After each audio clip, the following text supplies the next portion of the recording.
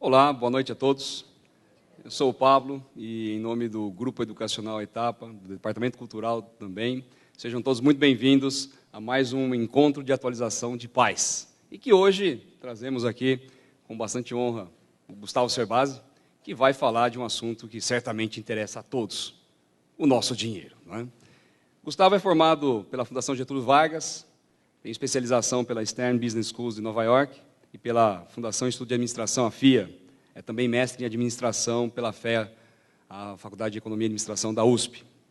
Com experiência prática e acadêmica em finanças, ele desenvolveu vários métodos de planejamento familiar e de economia doméstica.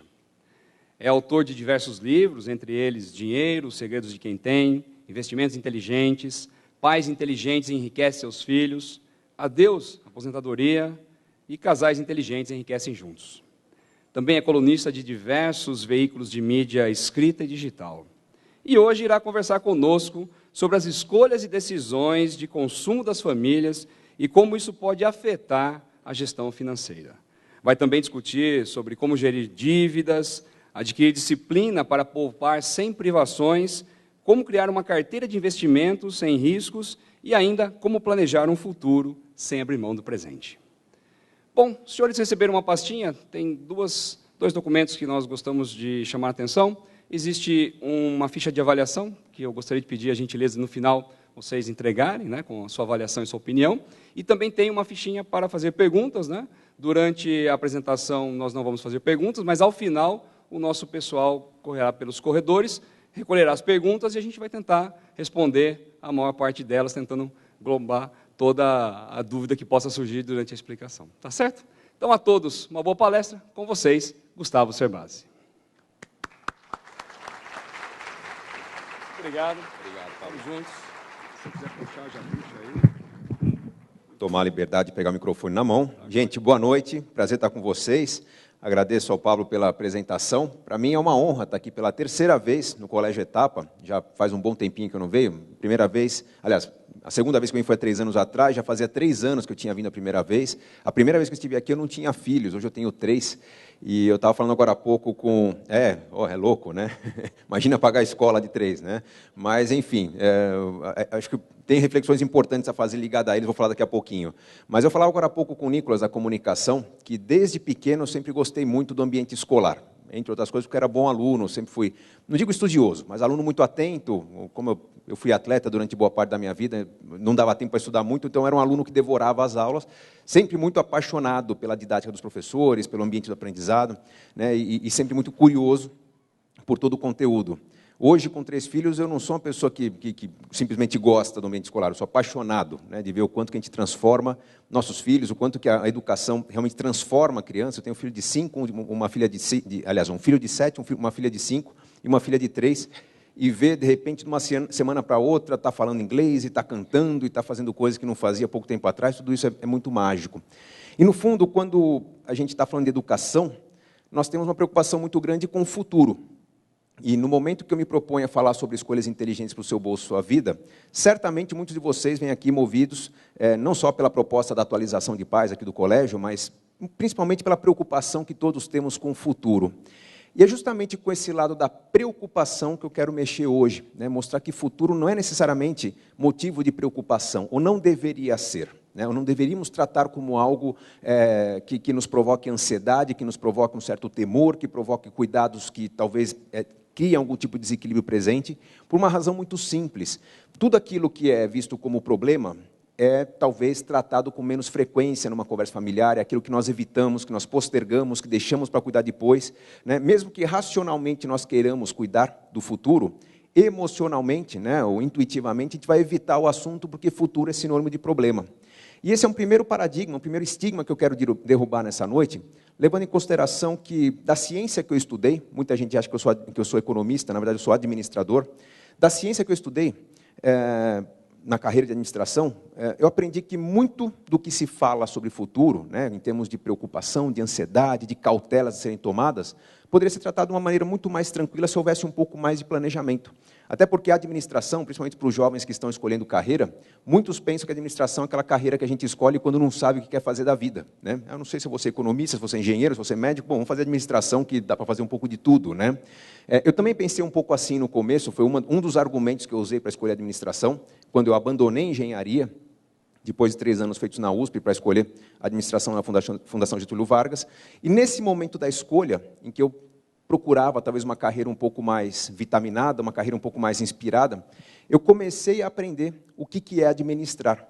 E administrar nada mais é do que tratar do futuro.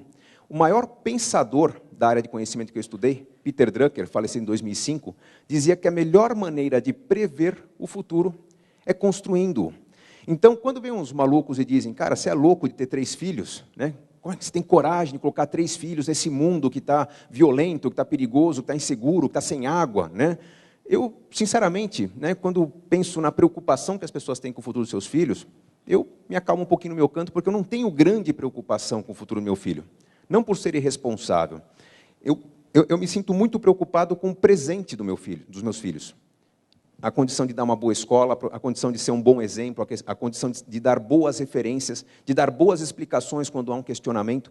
Se eu cuidar para que meus filhos estejam preparados para cuidar bem do próprio futuro, o futuro deles será nada mais, nada menos do que é, por exemplo, o futuro que estamos vivendo hoje.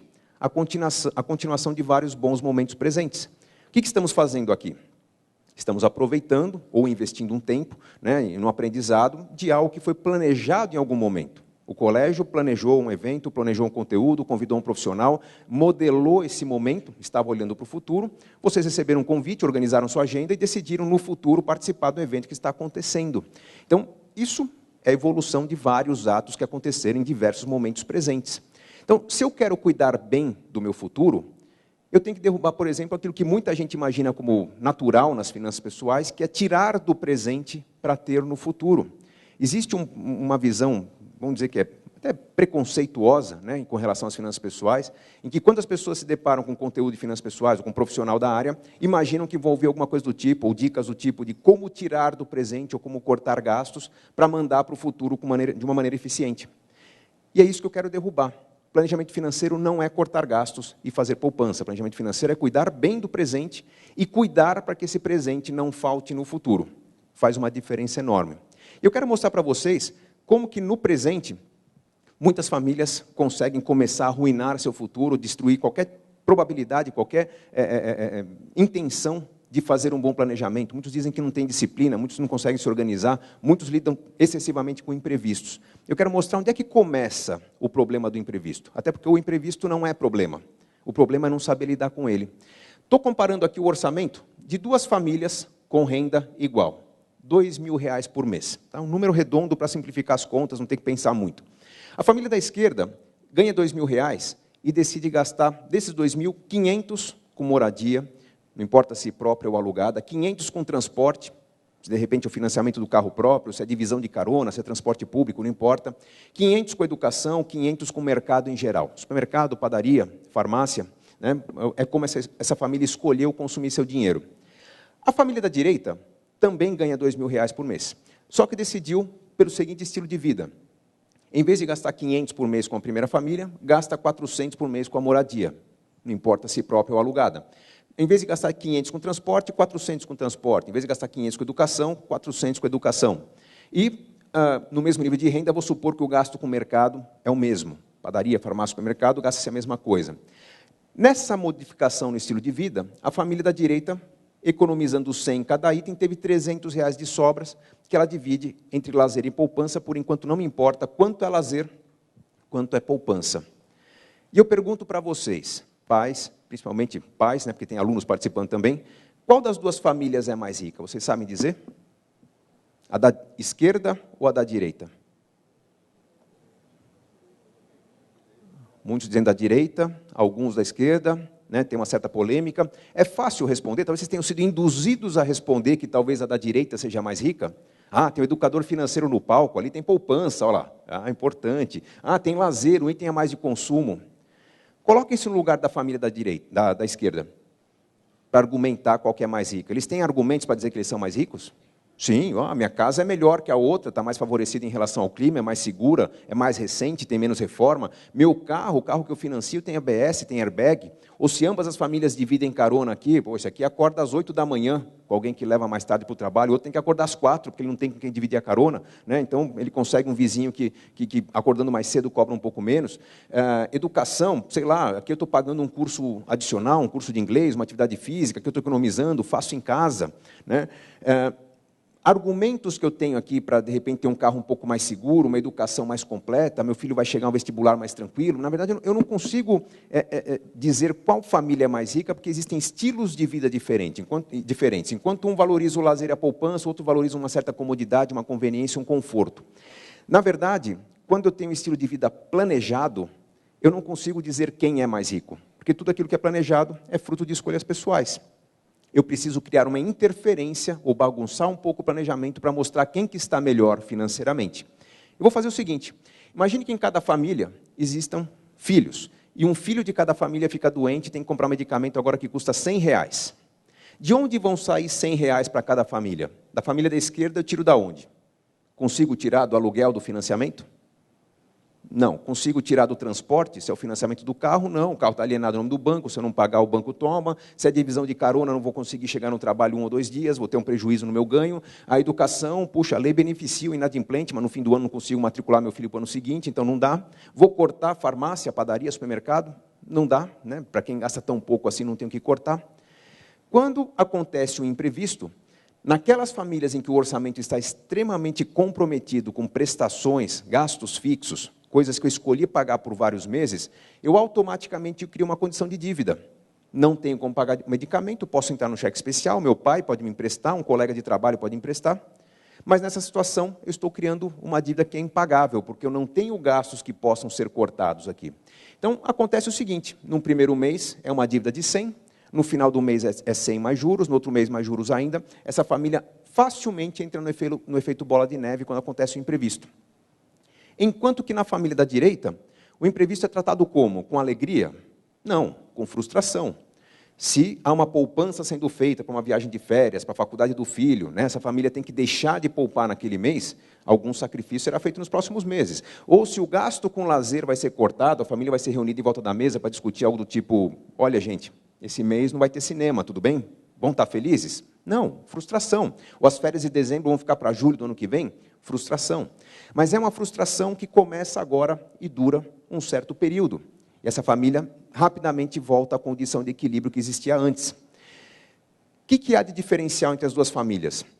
Economia, né, ou sofisticação diferente? Não, o que há de diferencial é uma flexibilidade no orçamento, na família da direita, enquanto que a da esquerda tem um orçamento extremamente engessado.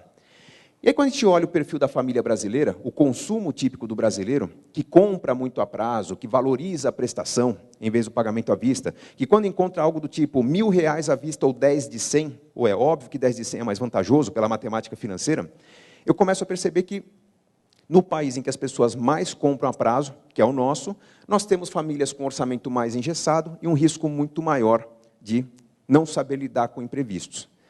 Esse é o problema? Não, o problema é que os imprevistos são muito frequentes. Não é que eles são imprevistos por falta de planejamento, eles devem ser frequentes. Eu espero que vocês tenham muitos imprevistos nos próximos meses. Não estou rogando praga. Imprevisto o que é, gente? É sinal de que eu estou ultrapassando a linha do previsível, estou experimentando um horizonte novo, estou conhecendo coisas novas. Por exemplo, eu planejei para uma viagem de fim de semana, planejei o combustível, o pedágio, o hotel, né, um gasto com alimentação, de repente eu chego num local que eu não conheço e descubro que é um paraíso gastronômico, e quero gastar mais com alimentação, ou que ali tem um núcleo de prática de um esporte que eu admiro muito, ou de repente tem um spa, né, que pela primeira vez na vida eu quero aproveitar. Eu vou ficar economizando depois de uma viagem muito longa, porque, puxa, eu não tenho essa verba, né? Talvez vou ter que viajar novamente, gastar muito mais para aproveitar. Eu tenho que ter uma certa margem para lidar com um pouco do imprevisto. Não apenas problemas de saúde, dificuldades, acidentes, mas algo de novo.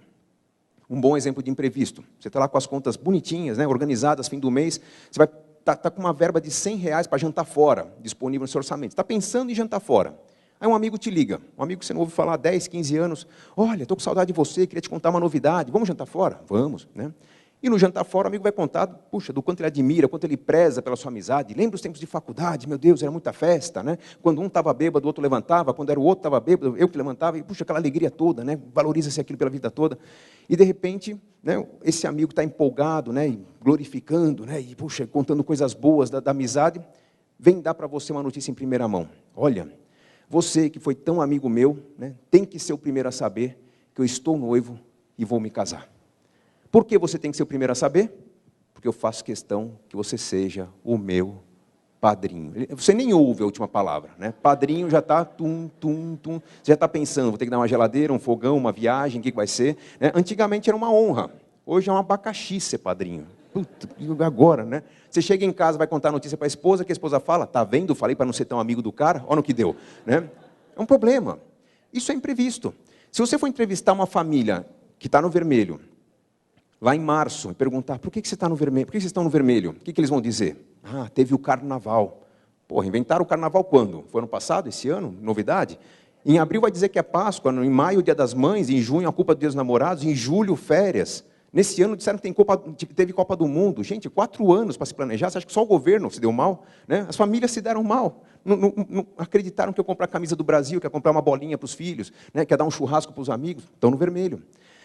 Curiosamente, nesse cenário em que as famílias compram muito a prazo, tem muita gente, aqui como o público é grande, certamente tem alguém que conhece um vizinho, que tem um parente, que tem algum conhecido que de vez em quando entra no vermelho. Né? Para essas pessoas que entram no vermelho, quando vocês encontrarem, né, alguém que esteja no vermelho, tiver uma notícia para dar, argumente da seguinte maneira. Muitas pessoas chegam no fim do mês, por exemplo, com R$500 no negativo, e acham que ganham 500 a menos do que gastam 500 a mais do que ganham. Raramente isso é verdade. Poucos casos que eu conheço, é verdadeiro que a pessoa gasta muito mais do que ganha. Está no negativo por quê? Por problema de fluxo de caixa. Se gastasse 500 a mais do que ganha, faltaria 500 no mês, 1.000 no outro, 1.500 no outro, 2.000 no outro, teria um efeito cumulativo. Mas não, em algum mês faltou 500 e todos os meses estão faltando 500. Quando vocês encontrarem essa pessoa que de vez em quando entra no vermelho, pergunte a ela quantos reais ela tem em produtos parados na despensa da cozinha. Produtos que ela comprou no supermercado, que ela, promoção, compra 10, né, pague 8, alguma coisa assim, e faz o estoque. Tem estoque de açúcar, tem estoque de óleo, tem estoque de bebidas, de suco. Né? Quantos reais ficam parados na despensa, faltando na conta do banco? Quantas revistas, livros você compra para ler depois? Está parado, você não leu, né? Está lá faltando no banco. Quantos litros de combustível você tem no carro no dia que você está com a conta no vermelho? Quantas roupas a mulher comprou na liquidação de janeiro, em promoção, 70% de desconto, né? Vai usar no verão do ano seguinte, mas está pagando 150% ao ano de juros no cheque especial. O que é isso, gente? É o hábito de aproveitar a promoção, é o hábito de comprar em estoque, né? De guardar produtos no armário, que a gente aprendeu lá dos tempos de inflação. A inflação caiu bastante, a gente continua fazendo compra do mês no mercado. Parece normal, porque é hábito. Vocês assistem filmes, já viram um filme americano? Alguém abriu o porta-mala do carrão e tirar 150 sacolinhas para dentro da cozinha, descarregar a compra do mercado? Não tem, né? O cara chega com um saco de papelão, né, um salsão para fora, gente, vai ter um sopão hoje. Ele comprou a janta do dia. Quando vai abastecer o carro, ele põe $10, a gente enche o tanque, enche o tanque, enche o tanque, enche o tanque, o quê? Gasolina ou álcool, né? O frentista nem pergunta quanto, é gasolina ou álcool, né? É para encher. Pô, tá sem dinheiro, chega no fim do mês e fala, ponho R$12, por favor. O frentista vai achar estranho.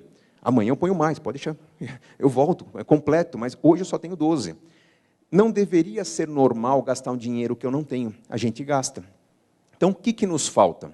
Falta a flexibilidade para fazer escolhas melhores. Quando nós começamos a falar de flexibilidade, fica muito mais fácil falar de uma fórmula para enriquecer.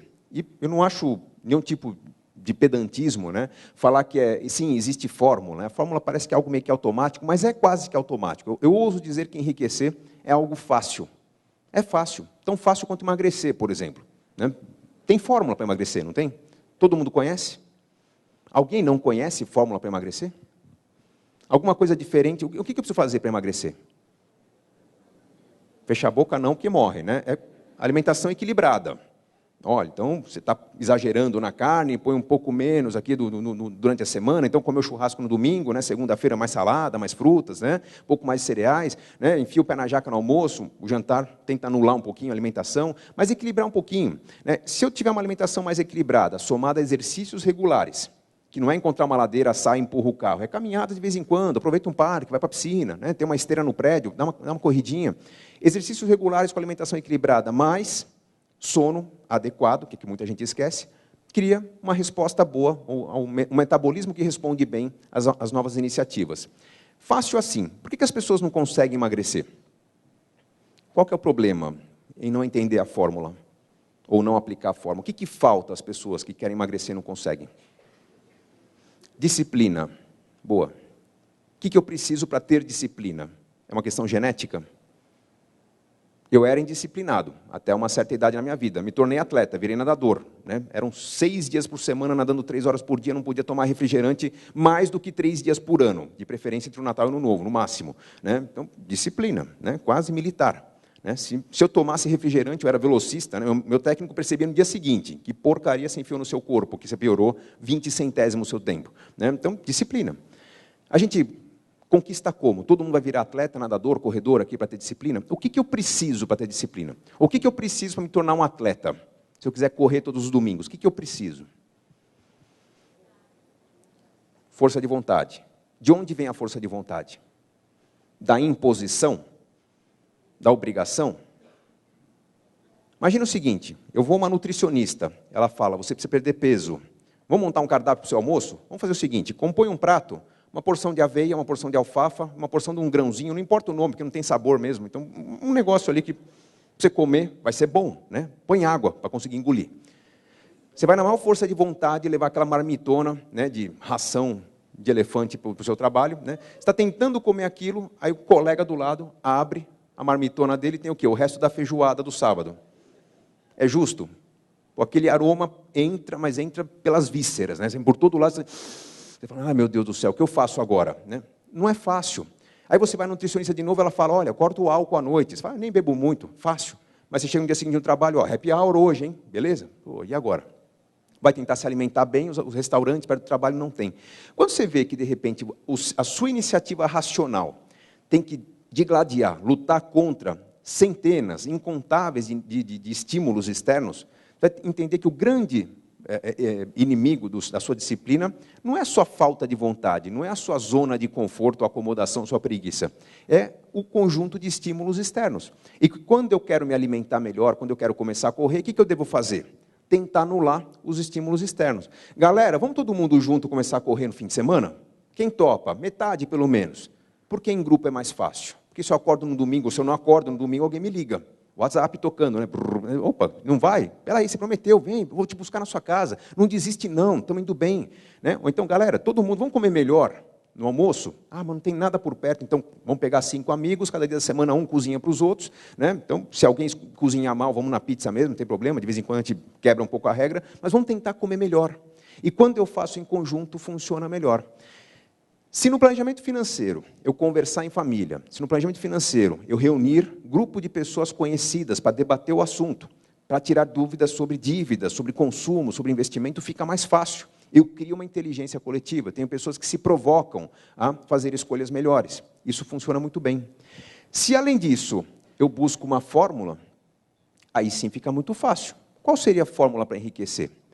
Primeiro, esqueçam a ideia de que enriquecer se faz cortando gastos e fazendo poupança. Isso não é motivante. A palavra mais importante da fórmula para enriquecer é essa, primeira aqui. Gaste.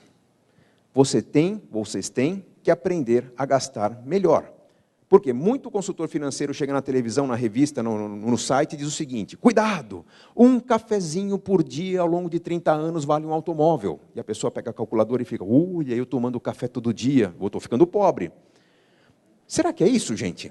Enriquecer é uma questão de comparar custo das coisas, quanto custa um automóvel, quanto custa o cafezinho? Porque se for, basta tirar o cafezinho, basta tirar a manicure, basta tirar a pizza da sexta-feira, né? Talvez um chopinho com os amigos na quinta-feira, o churrasco no fim de semana, né? Posso comer uma carne moída, por que não? Né? Tomar uma sopa, de repente. Né? Tira o papel higiênico de casa, usa água. Não agora que está faltando, mas quando voltar, né?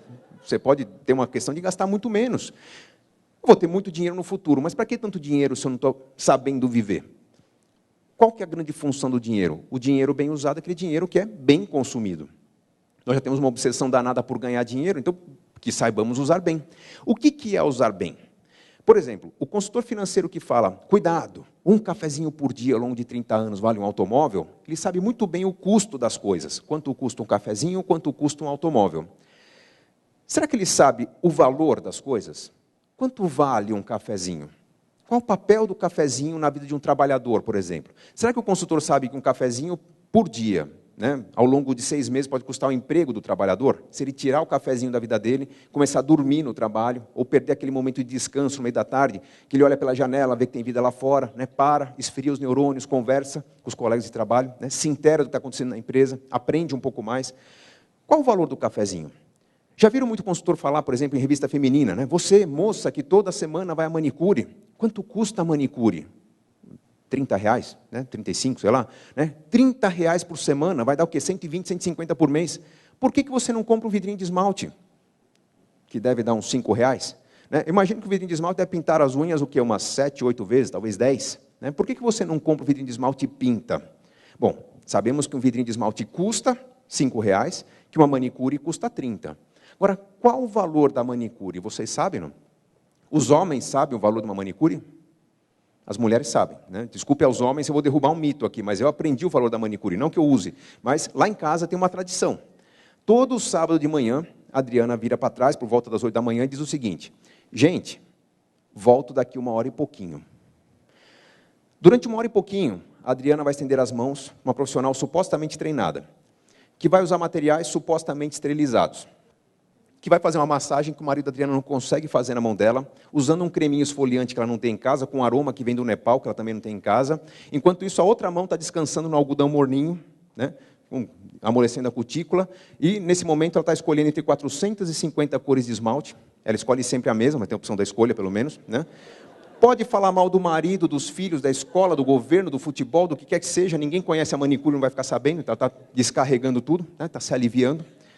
De repente vão oferecer para ela uma água. Que é uma água? Natural ou gelada? Puxa, pode escolher? Pode. Se quiser tem cafezinho também. Ah, você quer? Quero. É normal ou descafeinado? Normal mesmo. Ah, bom, tem 30 sabores aqui, escolhe o que você quer. Com açúcar ou adoçante? Adoçante, por favor, tudo bem. Tem sacarina, aspartame, um monte de coisa. Pode escolher. Chá, 20 sabores. Revistas. Caras, Nova, Cláudia, Manequim. Se somar tudo não dá uma, mas ela pode escolher um monte de coisa para ela ler ali, que ela não tem em casa. Todo esse luxo, e de brinde ainda sai com as unhas pintadas por apenas R$30. Gente, se eu tiver que pagar a assinatura da revista Caras, né, comprar um monte de adoçante, de cafezinho, aquele monte de cor de esmalte, pagar terapia para ela, quanto vai me custar isso? Qual o valor da manicure? Qual o valor de, talvez, um momento de uma prática esportiva? O valor de um ritual de me manter bem vestido, né, bem cuidado, bem cuidada? Quanto vale isso? Não é quanto custa. Quando nós tendemos a organizar nossa vida financeira, quando nós nos vemos desequilibrados, percebemos que temos que poupar, qual que é a tendência? A tendência é que nós, seres humanos, de certa forma acomodados não é a palavra certa não, é inteligentes mesmo, nós queremos o caminho mais curto, mais fácil para isso. Que gastos nós vamos cortar? Os gastos avulsos, aqueles que não estão planejados, aqueles que não estão comprometidos, como no slide anterior, do orçamento engessado. Então eu começo a dizer que o cinema não é importante, a manicure não é tão importante, o dia está quente, está seco, mas não preciso beber água, não está nos planos. Vou pegar uma fila de 2 horas, mas não preciso comprar uma revista, eu espero 2 horas, né? Fico até acabar a bateria do telefone, né? Eu não preciso. E tudo aquilo que são válvulas de escape, elementos de cuidados pessoais, elementos que nos fazem sentir bem, elementos que nos motivam, acabam sendo eliminados. E o que a gente vê depois de um tempo? Uma família que estava feliz, porém endividada, mas que agora organizou as finanças e está emocionalmente destruída. Porque álbum de figurinha é proibido para o filho, porque cuidados pessoais é proibido para a esposa, porque o futebol ao vivo é proibido para o marido, estar com os amigos não está nos planos, e a gente acaba corroendo várias fontes de felicidade. O que a família vai dizer depois de 3, 4 meses? Não temos disciplina. Lógico que não tem motivação. Pode ser que racionalmente você continue acreditando que vai continuar fazendo poupança. Emocionalmente o seu cérebro vai te trair. Ele está menos feliz, menos alimentado.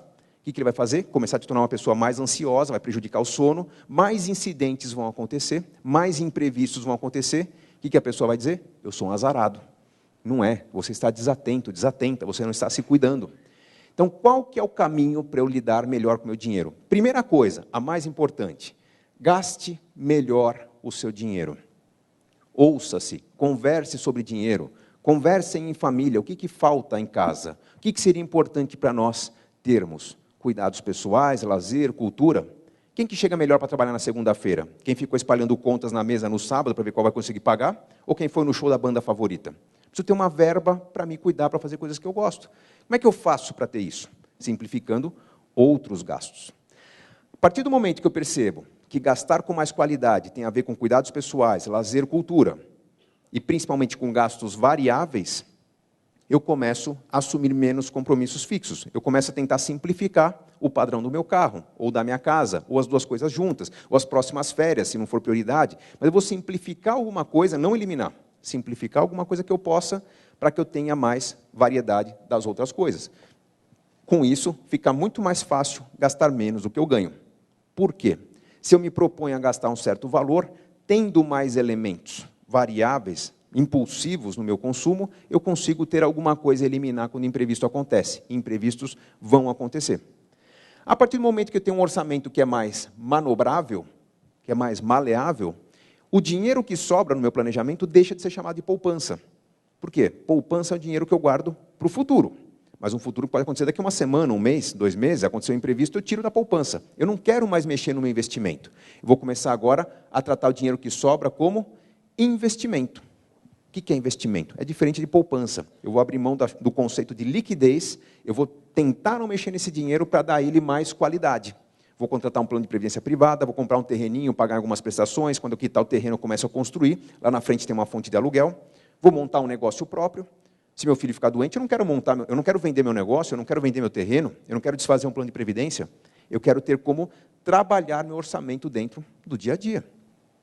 Se eu fizer isso e for curioso, me envolver, estudar aquilo que eu estou investindo, eu vou investir cada vez melhor. E aqui eu tenho a fórmula completa para enriquecer, que é gaste menos do que você ganha e invista bem a diferença. Alguns ainda leem algo como corte gastos e faça poupança. Não é isso que eu falei. Eu falei, gaste o máximo que você pode, que é menos do que você ganha. E invista o mínimo que você precisa, com qualidade, boa multiplicação, para que você, entre outras coisas, garanta que no futuro não lhe falte aquele bom padrão de vida que você está construindo hoje. Aqui nós estamos alinhando o planejamento financeiro ao conceito mais importante que se desenvolve hoje na educação, nas escolas e na sociedade, que é a sustentabilidade. Não estou falando de trocar o presente certo, dolorido, né, quando eu estou cortando, por um futuro incerto que eu não sei se vai acontecer. Estou falando de ter um bom presente e cuidar para que ele não falte no futuro. Sustentabilidade individual, um conceito fundamental. Fácil entender a fórmula, fácil pôr em prática, a prática é mais difícil, né? Vamos falar um pouquinho de forma mais pragmática, né, de exemplos. O que eu preciso? Preciso de equilíbrio. Todo mundo aqui sabe o quanto ganha? Deveria, né?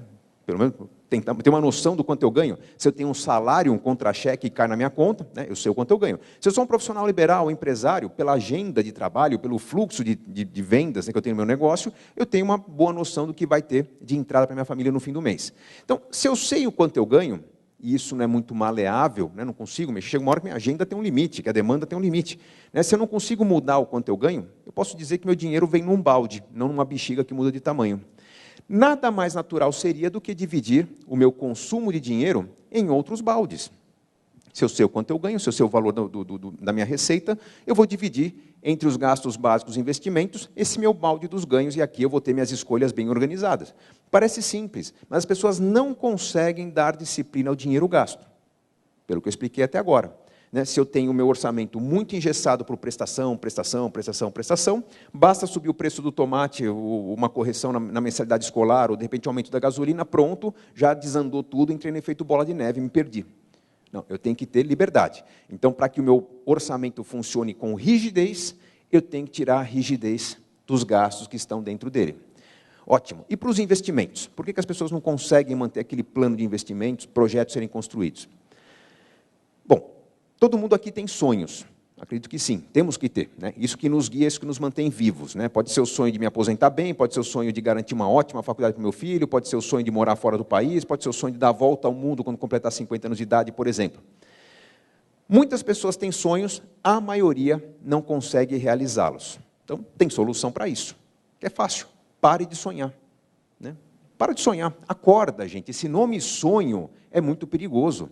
Sonho é uma palavra que eu tenho que usar o quê? Estou sonhando em ganhar na Mega Sena. Continua sonhando, dorme bastante, né? Porque a chance de ganhar é pequena.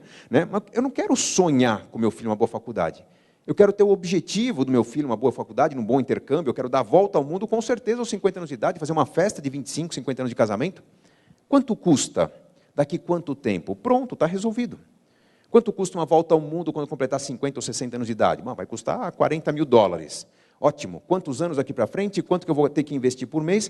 Ótimo. Agora é o seu tamanho do compromisso que eu tenho que assumir com o meu projeto pessoal. Paro de chamar de sonho, chamo de objetivo. Vou listar todos os sonhos que eu tenho, inclusive o sonho de me aposentar e garantir no futuro meu bom padrão de vida. E agora basta seguir. As pessoas falam, não dá. Né? Eu tinha o sonho ou o plano de investir R$1.000 esse mês, pena que só sobrou 200. Não, pena não estava nos planos. Vai e faça. É um projeto que você calculou. Aquele tijolinho mês a mês estava comprometido, fazia parte. Se isso não acontecer, o sonho não vai se concretizar, o objetivo não vai ser alcançado. Então, vá lá e poupe o valor que estava proposto. Mas aí eu vou entrar no vermelho. Não tem problema, pode entrar. Mas vai ser no cheque especial. Maravilha, ainda bem que tem. Deixa eu te explicar, Gustavo. Meu investimento rende 0,7% ao mês, 0,8%. Meu cheque especial me cobra 8% ao mês. Tudo bem. Nós estamos falando de 0,7%, 0,8% por 15, 20 anos de construção. Nós estamos falando de 8%, 9% ao mês de cheque especial, pelo mínimo prazo possível. Qual que é o prazo ideal? Não sei, eu também entro no cheque especial. Não acho um absurdo isso. Né? Puxa, o Gustavo Cerbasi, cheque especial, vou pôr no Twitter. Pode pôr, né? Pode falar para todo mundo, não é errado. Eu tenho trabalho todos os dias um cliente está me pagando pelo meu serviço. Tem cliente que às vezes atrasa. Hoje mesmo, um cliente grande, o projeto, 40 palestras que eu dei esse ano, olha, o pagamento era para o final de novembro, vai ficar para dezembro, tudo bem? Vou falar o quê? Não vou dar as palestras que eu já dei. Já foi, né? Aconteceu. Vai atrasar o pagamento. Vão ter cheques caindo no meio do caminho. O que eu faço quando eu entro no vermelho? Quando eu vejo lá a conta, né, brilhando em vermelho? Simples. Anota a solução. Eu não durmo. Só até sair do vermelho. Pode durar 2 dias, talvez. No meu caso, profissional liberal, né, cada dia é um trabalho diferente, o que eu faço? Todos os dias, né, dia sim, dia não, tem algum veículo de comunicação que pergunta, lá do Brasil inteiro, olha, você não escreveria um artigo para a gente? Puxa, artigo, complicado, né, toma um tempo, né, 1, 2 horas, tal. Né? Mas a gente paga R$100. Puxa, cara, mesmo que paga, não vou conseguir. Eu vou dizendo uns nãos e vou acumulando os nãos. Chego no dia que eu estou no vermelho, o que eu faço? Eu escrevo para 20 jornais, né, preferência de estados diferentes. Quer que eu escreva o artigo? Se me pagar hoje, eu escrevo para amanhã. Alguns aceitam, alguns não. Né? Esse é um artifício que eu tenho. Quando não acontece, o cara fala, não posso, meu fluxo de pagamento é 20 dias. Eu falo, não, então desiste, me interessava hoje. Eu começo a olhar em volta na minha casa. O que eu posso vender? Não olho para os filhos, para a esposa, não. Estou no escritório. Né? Agora há pouco estava gravando um vídeo para um evento que vai ter amanhã, pediram para preparar um videozinho, para depois do evento ter uma sessão de autógrafo. Só estava preparando aqui no meu computador, olhei minha câmera, máquina fotográfica nova. Todo mundo tem uma máquina fotográfica nova, tem no armário uma velha. Então, o que eu faço? Abro o armário, vamos pegar a máquina velha, um computador velho, alguma coisa, Mercado Livre, o LX, né, o Desapega, né, bomnegócio.com, vende, põe para vender. Vende baratinho, né, tá valendo 0 no armário. Pede lá 50, 100, mas desfaça-se das coisas. Quantas coisas não estão paradas em casa, sem uso, por acomodação, falta tempo, está faltando dinheiro também. Né? Organiza seu tempo para não faltar dinheiro. Quantas coisas, roupa comprada em liquidação de janeiro, já citei, né? Mulher se encanta, né? Puxa, mas está tão barata, 70% de desconto. Chega no meio do ano, está pagando 150% ao ano de juro no cheque especial. Faz o quê? Vende a roupa. Gustavo, você não sabe como é que são as coisas. Quem disse que é fácil vender roupa que eu já comprei? Né? Mesmo que não está usada, a amiga não acredita. Liga para a amiga mais invejosa que você tem, e diz o seguinte, querida, quer comprar uma roupa que eu comprei? Fui vestir agora, não está servindo, engordei. Manda tudo, ela vai falar. Mas mulher é assim, não é? Fácil, né? Você manda para ela, né? Com descontinho, enfim, mas para recuperar a conta que está no vermelho. Esse apego de manter coisas, né, por tradição, por preguiça, por falta de tempo, faz com que a conta fique no vermelho. Então, eventualmente, eu vou entrar no vermelho. Eventualmente, eu vou tomar dinheiro emprestado. Aconteceu um problema, me faltaram R$3.000 esse mês, um acidente de carro, alguma coisa, a franquia não cobria e tal. Puxa, o que eu faço para preservar meus sonhos? Primeiro, manda o dinheiro para os seus sonhos, objetivos. O que faltou? Peça um empréstimo. Puxa, mas vai ter juro aí. Faça as contas. Quanto você vai pagar de juro, um parcelamento de 6 meses? R$300, 400, tenha consciência do custo que você está assumindo por uma falha no planejamento e do custo extra do seu grande objetivo, mas não crie a condição de construir grandes objetivos na sua vida. Lógico, para isso funcionar, o uso do crédito não pode ser muito frequente. Quem está recorrentemente endividado, quem está recorrentemente usando o cheque especial, vai estar pagando juros mais altos, vai estar com problemas, e talvez tenha que descer um degrau nas escolhas que tem na vida. Já deixo bem claro que não é cortando cinema, manicure, cuidados pessoais que vai resolver o problema. Seu estilo de vida ficou caro. Quem tem um carro de 60, que troque por um de 50, quem tem uma casa de 1 milhão, que troque por uma de 800, não importa se própria ou alugada. Né? Mesmo que a diferença seja pequena na parcela mensal, a própria redução no estilo de vida, né? Quando eu passo de um bairro para o bairro vizinho, às vezes a padaria já é mais barata, o supermercado é mais barato, o posto de gasolina é mais barato, todo o estilo de vida é mais barato, o apartamento é menor, gasta menos energia. Às vezes uma escolha na moradia impacta radicalmente o meu custo de vida. Então, às vezes uma decisão mais complexa acaba preservando os cuidados pessoais que eu tenho, acaba criando uma rotina de bem-estar, ao invés de criar um sacrifício, um sofrimento diante do equilíbrio. Enfim, uma disciplina que pode ser conquistada. Vale a pena reforçar que quando eu tenho um padrão de vida bem vivido no presente, eu já sou uma pessoa rica. Pessoas que vivem com mais cuidados pessoais, cultura, lazer, são pessoas mais motivadas, são pessoas com mais energia, trabalham melhor. Não são totalmente ricas, porque isso pode faltar no futuro. Então, quando eu tenho um padrão de consumo de mais qualidade, somado a investimentos que preservem isso, eu sou uma pessoa rica, mesmo que não tenha um patrimônio muito elevado na conta corrente, na declaração de imposto de renda. Levando isso em consideração, não há estilo de vida a ser recomendado. Tá? Quando me perguntam, quanto que eu deveria gastar com a minha moradia? Que percentual da renda? Sinceramente, você escolhe. Né? Você quer ter um estilo de vida exótico, morar num barraco e ter uma Ferrari, quer morar numa mansão e ter um Fusquinha, ou aos 50 anos de idade quer morar na casa dos pais, viajar 3 vezes por ano para a Europa? Primeiro, está poupando para manter esse estilo de vida exótico? Os pais estão felizes? Vai em frente. Né? Quer perguntar minha opinião do quanto gastar com a moradia? Minha opinião sincera é que o ideal é 0. Viva de favor. Né? Gaste 100% que você ganha com lazer. Isso é o ideal. Né? Se não for viável, né, que minimize o gasto de burocracia, mas que não deixe faltar o lazer, né, que é fundamental para o bem-estar. Agora, o estilo de vida vai de cada um. Agora, a partir do momento que você está gastando bem e poupando para o futuro, está em equilíbrio, de repente entra um dinheiro a mais. Vem uma restituição de imposto de renda, vem um 13º, vem um bônus da empresa, vem uma venda bem-sucedida. O que fazer com o dinheiro que entra a mais quando já estamos em equilíbrio? Alguém sabe me dizer? Posso pedir a opinião de vocês, porque eu não preciso dar a minha. Estando em equilíbrio, o consultor financeiro cumpriu o seu papel. Podemos chamar de balde do luxo o dinheiro que é usado quando eu já estou em equilíbrio.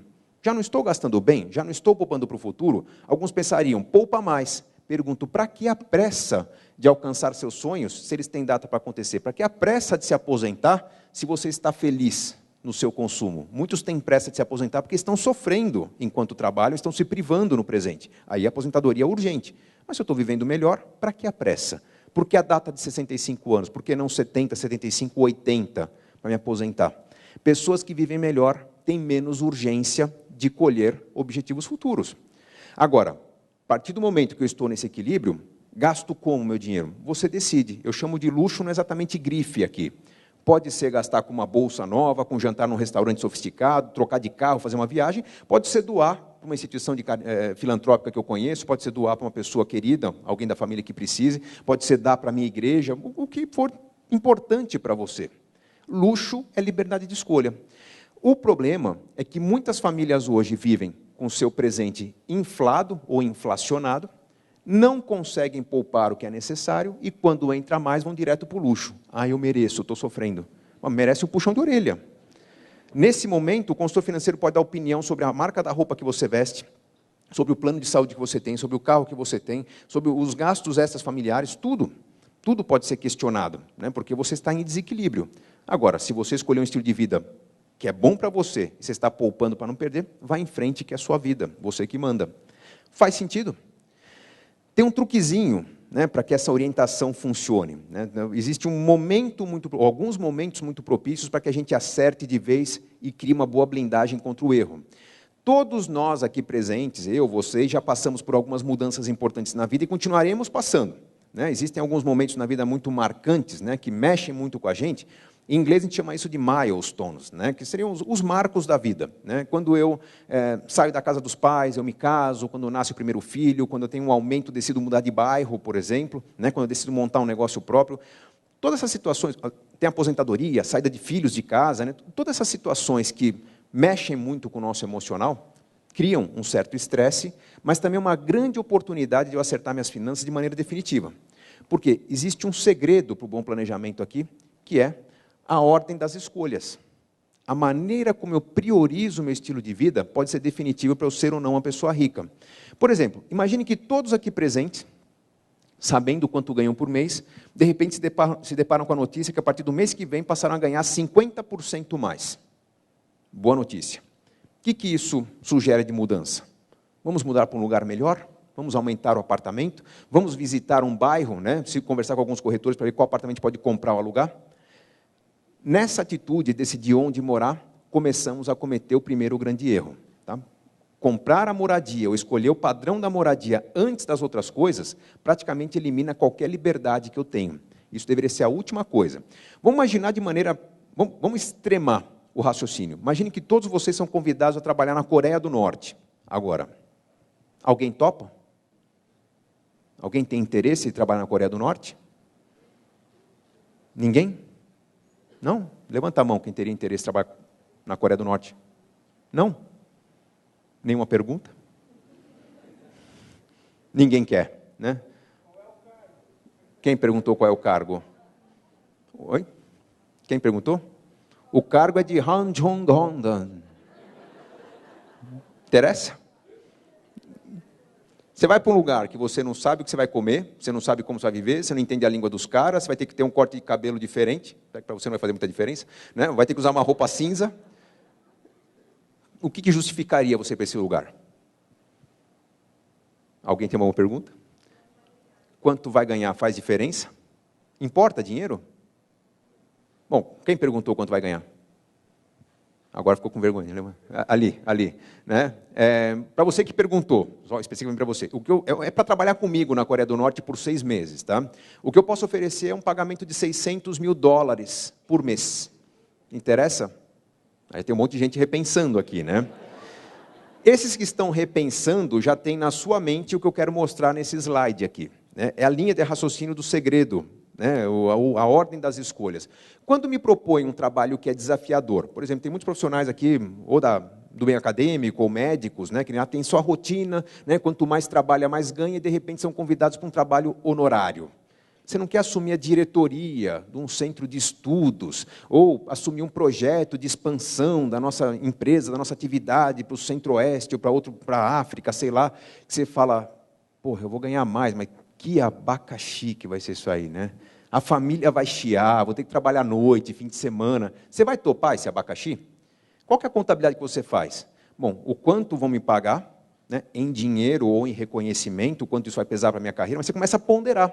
Né? Há um preço a pagar por isso, né? E a receber também. Então, a partir do momento que você se vê numa situação de sacrifício, ou que você se vê mudando para um bairro novo, voltando ao nosso raciocínio inicial, você está passando por uma mudança. A mudança é estressante, a mudança pode não dar certo. Né? Como especialista, quando a pessoa fala, estou saindo da Vila Mariana, da Aclimação, vou morar em Alphaville, estou pensando em comprar uma casa. Pronto, já percebi que você está errando gravemente. Você não mora naquele bairro, por que você não aluga um imóvel por 1 ano ou 2, para experimentar, ver se dá certo, e se der certo, você pensa em comprar? Né? A flexibilidade, repito, é um elemento fundamental. Bom, mas você está indo para um lugar novo, que haverá um processo de adaptação. Então, a primeira coisa que você tem que pensar nessa vida nova, né, se há algum tipo de turbulência, de desequilíbrio, de dívidas até agora, tire um tempo para pensar o quanto que você passaria, a partir de agora, a dedicar do seu orçamento para a sua segurança, não patrimonial, não é carro blindado, essas coisas, é segurança financeira. Quanto você vai poupar por mês? Que quando alguém falou que, quando alguém perguntou quanto você paga para morar na Coreia do Norte por 6 meses, na cabeça estava a conta, depende de quanto eu ganhar, se eu voltar com uma boa grana, eu volto com uma vida melhor. Então, nessa fase de sacrifício, quanto você vai poupar? Eu dou o exemplo do sacrifício, porque quanto mais sacrificante for a fase que você começa a atravessar, mais você deve poupar. Por uma razão muito simples. Se há um sacrifício, você tem que criar um colchão de segurança para uma nova mudança em algum momento adiante. Vou dar um exemplo pessoal. Em 2003, eu era professor de pós-graduação, uma ótima instituição de ensino, a Fundação Instituto de Administração. Muitos professores brigavam para ter uma aula no MBA, né? Aquilo, pô, glória no currículo e tal. Eu tinha 8 noites em 7 MBAs por semestre. Por um negócio que eu simplesmente me dei bem dando aula para não financeiros, ocupei um bom espaço no mercado de trabalho e ali ganhava muito bem. E naquele momento eu estava cansado. Dar aula é muito bom, mas eu dava aula das 8h30 da manhã até as 9h30 da noite, 6 dias por semana, no domingo eu preparava a aula, corrigia a prova, não tinha vida. Estava detonando minhas cordas vocais, minha coluna, não tinha um bom relacionamento, não conseguia namorar, né? Aliás, estava recém-casado já, não conseguia manter o namoro que eu tinha. De repente eu vi que estava me matando, precisava mudar. Naquele momento veio um convite para ser sócio de uma empresa de alto risco, que poderia não dar certo, no Canadá, um país que eu tinha estudado alguns anos antes, e tinha paixão, queria morar no Canadá. Falei, puxa, a chance de eu empreender, montar um negócio próprio, uma bela experiência, morar fora do país, num país civilizado. Não que o nosso não seja, mas acho que não tem muito o que questionar, né? Se Deus é brasileiro, a gente sabe onde ele mora, não é aqui, né? Enfim, estava lá uma oportunidade. E aí todo mundo que eu perguntava, você é louco, cara, você vai largar 600 aulas por ano no MBA, não é possível que você vai deixar essa carreira estável, sólida, premiada, para um negócio de risco e tal.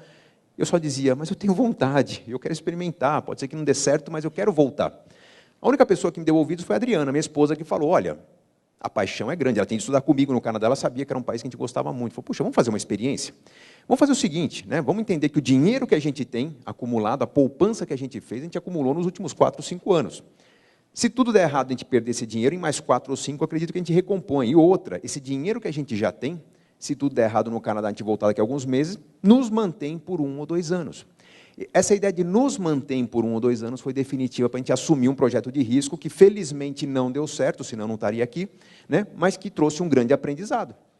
E, puxa, foi bom empreender fora do país, ralar, tal, não sei o que lá, aprender que quando você vai morar fora do Brasil, muita gente está pensando nisso, né? Não se deve falar para outro governo, olha, não preciso de ajuda, eu tenho dinheiro, né? Você tem que pedir ajuda, pelo amor de Deus, né? Eu quero fugir de onde eu estou, porque aqui eu estou me matando, né? Quando você fala que não precisa de ajuda, não tem ajuda mesmo, né? Enfim, mas tem um aprendizado muito bom. E aí, nesse processo, eu voltei, foram alguns meses para se restabelecer, eu tinha uma boa reserva financeira, mas não tendo reserva financeira, a gente não ousa. Não tendo um bom colchão, a gente não dá passos mais arriscados e não cresce na vida. Então, quanto poupar é fundamental para você se preparar para uma próxima mudança, que pode até ser um passo atrás, caso a que você está passando agora dê errado. Definiu quanto poupar? Ótimo, vamos escolher a casa própria agora? Não. Eu quero saber quanto vai custar a sua qualidade de vida. Tem gente assentando morar na Coreia do Norte aqui. Vai fazer como para se alimentar? Vai, de repente, contrabandear pelo subterrâneo comida da Coreia do Sul? Vai alugar um satélite dos Estados Unidos para poder conversar com a família pela internet? Vai pagar passagem uma vez por mês, né, para ver a família? Alguém vai daqui para lá, ou vem de lá para cá? Quanto vai custar ser feliz para você? Você está indo morar num bairro novo. Quanto vai custar, né, se manter próximo da família? Quanto vai custar se socializar num clube, numa academia, né, ou alguma prática que faça bem para você? Definiu o quanto gastar com qualidade de vida? Ótimo. É com o dinheiro que sobra que agora você vai decidir qual será a sua burocracia. Qual a casa que você pode ter, qual carro que você vai ter, qual plano de saúde que você vai pagar. Perceberam o truque? Vai sobrar menos dinheiro. Se vai sobrar menos, o estilo de vida que você vai construir vai ser um pouco mais simples, mais compatível com a poupança que você quer fazer para alcançar seus objetivos e compatível com uma vida mais feliz. Na verdade, o segredo para uma vida mais rica é ter uma vida mais simples em grandes escolhas, para que eu tenha uma maior variedade e qualidade de pequenas escolhas. E quando eu falo vida mais simples, gente, eu não estou querendo inventar a roda não, tá? Tem um carro de 100 mil, um carro de 80 é bom para caramba. Eu vejo muita faculdade que eu dou palestra, né? Tem uma aula semestral para 100 mil alunos simultaneamente na Estácio. Né? Via satélite, eu estou num auditório, como esse aqui, mais ou menos 300 pessoas, e 100 mil alunos assistem simultaneamente. Quando eu faço a enquete, né, qual que é o grande sonho dos alunos, o que eles respondem? Sonho financeiro. Quero juntar dinheiro para comprar um carro. Ótimo, normal, né? Todo mundo quer ter um carro. Qual carro? Aí você vê as respostas são variadas, mas todas muito próximas. Ah, não dá para escolher uma coisa muito diferente de um Uno Mille. Mas por que não? Né? Ah, porque é o que tem de mais barato, né? Jovem ganha pouco, está duro. Quem disse? Por que você não compra um carro com motor um pouco mais potente, com mais segurança, um pouco mais completo? Ah, porque custa mais. Não, compra usado. Não, professor, o carro usado dá problema. Se eu comprar um carro com 5 anos de uso que custa 20 mil, né, vai quebrar. Então faz o seguinte, compra logo um que custa 18 e guarda 2 para o mecânico. Por que não?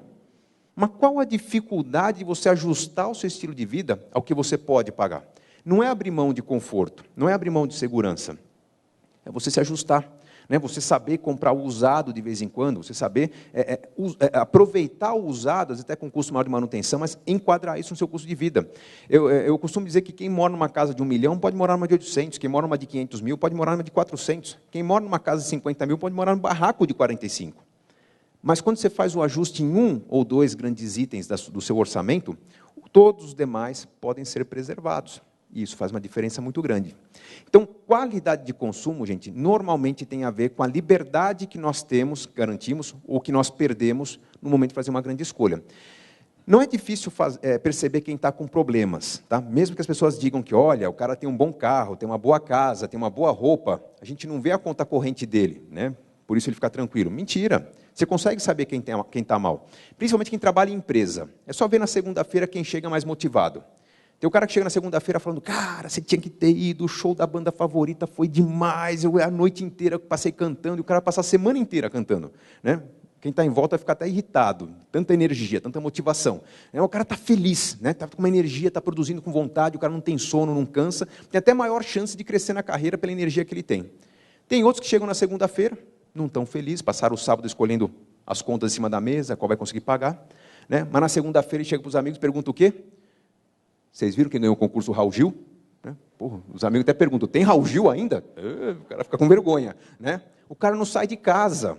Na melhor das intenções, comprou a melhor casa que pode pagar e fica enjaulado lá no fim de semana. Não é melhor chegar numa casa que eu falo, cara, sábado, não consigo ficar nessa casa, é apertada, vou viajar, ver os amigos, cultura, cinema, teatro, ver o mundo. Pode ser que alguns prefiram o contrário, prefiro reunir os amigos em casa. Ótimo, então vamos inverter outras coisas. Né? Se para você ser um pilar de família importante, reveja a marca de roupa que você usa, o carro que você tem, né? Algumas coisas que podem estar desequilibrando tudo. Mas é uma questão de equilibrar isso e acertar na qualidade de vida. Faz sentido? A gente tem que fazer. Né? 2 reflexões importantes que nos ajudam a melhorar um pouquinho o que eu estou falando aqui. Né? Nós brasileiros, por uma falha em educação financeira, que agora começa a acontecer nas escolas, né? Aqui no Etapa já acontece, já está aí com uma disciplina, com um módulo multidisciplinar. Nas escolas privadas, em geral, tem trabalho de educação financeira de uma maneira ou de outra. As escolas públicas, um pouco timidamente, começam a receber esse conhecimento. Né? Existe um programa formal do governo, que talvez 2015, mais provavelmente 2016, comece a levar educação financeira para os alunos da rede pública também. Mas essa educação que as crianças, que os jovens têm hoje, nós adultos não tivemos. Esse é o grande desafio da educação financeira hoje. Né? Como educar na escola algo para o qual as crianças, os jovens, não encontram exatamente um bom exemplo em casa. Né? Mesmo que nós tentemos, é muito difícil dar um bom exemplo. Então, um dos conhecimentos que falta ao brasileiro é justamente a visão de longo prazo. Né, que é uma visão um pouco mais lógica, matemática, das consequências de uma boa escolha. Por exemplo, imagine que hoje, quando me perguntam, puxa, você tem 3 filhos, né? Grande preocupação, como é que você vai pagar a educação desses filhos? Como é que vai ser o futuro desses filhos? Vamos imaginar que todo brasileiro fosse estimulado, no momento do nascimento do seu filho, a se questionar sobre a sua capacidade de arcar com a educação desse filho. Ah, porque, puxa, tem um gasto inicial, né, com fraldas, com leite, com cuidados próprios, né? De repente questão de creche, escolinha, e o custo da educação vai ficando mais caro, né, com o passar dos anos. Então, vamos imaginar que parte disso esteja equacionado, que o grande problema seja como garantir uma boa faculdade. Vai que não passe no vestibular, numa escola pública, né? De repente eu tenho que garantir o dinheiro da faculdade. Como se faz nos Estados Unidos, por exemplo. Né? É praticamente padrão, 71%, 72% dos cidadãos que têm filhos contribuem para o 401k, que é o plano de previdência específico para a formação de recursos para pagar a faculdade. Então, imaginar que, no nascimento de uma criança, todos os pais, todas as mães começassem a contribuir com R$100 por mês, do nascimento, e adotando cuidados especiais com esse dinheiro para conseguir uma média de ganhos de 10% ao ano. No dia que esse jovem completasse 18 anos, vamos imaginar um prazo até um pouquinho mais dilatado para aumentar esse número, né? Mas 18 anos, né, seria a idade aí, limite para acumular poupança, e ao chegar nessa idade nós teríamos ali R$57.600 que pagam uma faculdade básica, né, talvez mediana, que pagam os primeiros 2 anos de uma boa faculdade, né, se eu combinar com um FIES, né, com financiamento, enfim, alguma coisa que ajude ali, eu estou garantindo, no mínimo, a entrada no mercado, no meio universitário para esse filho. Preocupações que eu tenho que ter com essa conta aqui, né? Primeiro, o que eu vou conseguir comprar com R$ 57.600 daqui a 18 anos? Hoje eu compro 2 carros populares, certo? O que eu comprarei daqui a 18 anos? Uma cesta básica? Uma caixinha de leite? Né? Uma fruta? A inflação pode acabar com esse planejamento, certo? Então, primeiro cuidado importante, não é R$100 por mês, não são R$100 por mês. São 100 hoje, daqui a uns 3, 6 meses eu vou corrigir esse valor pela inflação, vai virar uns 104, 105. Eu vou sempre cuidar de aumentar esse valor pela inflação. Outro cuidado importante, 10% ao ano. Não, é 10% em termos reais. Quanto que eu ganho na poupança hoje em termos reais, vocês sabem ou não? 6%? Em termos reais. Um conceito econômico importante. A poupança me dá 0. A poupança hoje é igual à inflação oficial, considerando que a inflação oficial não é medida pelo IBOP. Né? É uma inflação oficial, né? Não está ajeitada. Né? Então, se a inflação oficial está em 6,5%, a poupança 6,5%, então a poupança rende 0. Qual produto financeiro me dá 10% ao ano? Ninguém sabe. Anotem. Nenhum. Não tem, tá? Temos que somar alguma iniciativa que eu vou falar daqui a pouquinho como é que chega nos 10% ao ano. Tá? Então, não é investimento aqui. É uma mistura de investimento com uma atitude mais empreendedora. Mas vamos imaginar que vocês conseguem 10% ao ano. Tá? Que esse seria o caminho. Bom, acreditando que a gente consegue acumular 10% ao ano, daqui a 18 anos, meu filho vai ter R$57 mil, mais a inflação. Ele vai entrar numa faculdade mediana, vai ter 2 carros populares. Vamos imaginar também que na boa educação financeira que está surgindo, os jovens de hoje cheguem lá aos 18 anos e digam, papai, mamãe, obrigado pelo esforço, mas eu não vou usar o meu dinheiro, ou o nosso dinheiro, depende de como foi trabalhado isso, para pagar minha faculdade. Vou entrar numa escola pública, vou usar o FIES, vou trabalhar para pagar a faculdade, enfim, vou me virar, mas eu aprendi na escola que basta eu não fazer mais nada, não colocar mais nenhum centavo nesse projeto, que eu sei que só garantindo o ganho de 10% ao ano, só cuidando bem do processo de investimento, quando eu chegar aos 50 anos, vou ter mais de R$1.200.000, fora a inflação. Que se eu ganhar 10% ao ano, posso tirar 10% ao ano desse valor, né? Vai dar 120 mil por ano, uns 10 mil por mês, dá praticamente uma boa aposentadoria, 10 mil por mês. Isso se ele se aposentar aos 50, que é cedo para aqueles que não vão se preocupar com dinheiro. Quem tiver um bom planejamento financeiro não vai se preocupar com o dinheiro, vai escolher a carreira pela motivação, pela vocação, pelo que quer fazer, né? O que meu coração manda, o dinheiro está resolvido na minha vida. Então, vamos imaginar esse jovem se aposentando aos 60 anos, mais de R$3 milhões. Ele pode chegar nessa altura para a pessoa que ama e dizer, meu bem, cansei de trabalhar. Vamos pegar 1/3 do nosso patrimônio e montar um negócio próprio? Consigo montar alguma coisa com R$1 milhão? Nossa, até franquia do McDonald's eu monto hoje. Né? E nem lucro precisa dar, porque eu tenho outros 2 milhões para manter a família. Né? Então eu posso ser feliz, montar o que eu quero. Aos 70 anos, a idade mais provável de nossos filhos se aposentarem, o patrimônio dá mais de R$8 milhões. Então, quando se diz que no Brasil falta poupança, não é aquela poupança para viajar pela CVC no fim do ano, gente. Falta esse tipo de poupança. Aquela poupança para viajar no mês que vem, no meio do ano que vem, é postergação de consumo, não se ganha nada com ela. Agora, esse poder cumulativo do longuíssimo prazo nos falta. Né? Antes que comece um certo debate familiar, né? Alguns praguejando, por que meu pai e minha mãe não poupou isso para mim? Antes que os jovens aqui presentes falam, pai, você já está guardando para mim isso aqui desde que eu nasci? Né? Calma. Né? Não é fácil ter essa disponibilidade mensal, essa disciplina, né? O que nos falta? Uma segunda reflexão importante que eu trago para vocês. Casa própria, o grande vilão da classe média brasileira. Não sou contra, tenho a minha aqui pertinho, né? 5 minutos daqui, que eu moro, aqui na Aclimação, né? Não sou contra a casa própria. Mas o momento em que nós compramos a casa própria hoje no Brasil, arruína nossa condição de ter liberdade na vida, ou até de crescer na carreira. Vamos pensar no seguinte, hoje no Brasil, os números aqui não se importem com eles, não tem nada, né, nenhum apartamento que eu compre por R$100 mil em São Paulo, tá? Nem na periferia, mas números redondos só para facilitar as contas. Hoje, quando alguém pensa em comprar um apartamento, primeiro, né, as pessoas que estão comprando apartamento são jovens. Segundo o IBGE, nós nos casamos em média no Brasil com 29,7 anos, 30 anos, arredondando. Segundo o Secov, o Sindicato das Empresas do Mercado Imobiliário, a idade média dos compradores de imóveis que entram em financiamento é de 31 anos. Então, casa-se com 30, com 31, compra imóvel financiado. Quem casa quer casa é o mote do mercado imobiliário. Jovens recém-casados têm duas qualidades financeiras muito conhecidas. Jovens não têm dinheiro, jovens não ganham dinheiro. Jovens são duros, né? Ganham pouco. Aquele sofrimento. Jovens hoje estão casando com regime de comunhão parcial de bens. Significa que só o que tem a partir do casamento é dos dois, mas significa que se um dos dois estiver com o nome sujo no Serasa, né, quando quiser entrar no financiamento, os dois estão ferrados com o financiamento. Então, vamos imaginar um jovem casal entrando no financiamento com uma construtora, com juros típicos de 1% ao mês, não consegue o subsídio lá do Minha Casa Minha Vida, que daria menos que isso, e aí 20 anos de prazo de pagamento no financiamento. 1.100 de prestação, que pesa bastante. Segundo o IBGE, 1/3 da renda familiar, em média, são consumidos com o pagamento da moradia, no financiamento. Alguém até pergunta para esse jovem casal, por que vocês não alugam um apartamento? O que o jovem casal vai falar? Não, imagina, né, vou pagar quanto de aluguel? No imóvel popular, o aluguel é caro. Quanto menor o apartamento, proporcionalmente mais caro o aluguel. Então, por que pagar uns 800 a vida toda, se por apenas 301 a mais por mês, esse imóvel é nosso daqui a 20 anos? É um raciocínio simplista, mas tem alguns pecados sendo cometidos. Eu não vou nem fazer mais conta para não cansar os neurônios de vocês, tá? Mais para fechar o raciocínio aqui. Vou voltar na continha que eu já fiz. Eu falei agora há pouco que R$100 por mês, bem cuidados, né? Bem cuidados é com boa rentabilidade, em 18 anos, não 20, se transforma em 2 carros populares.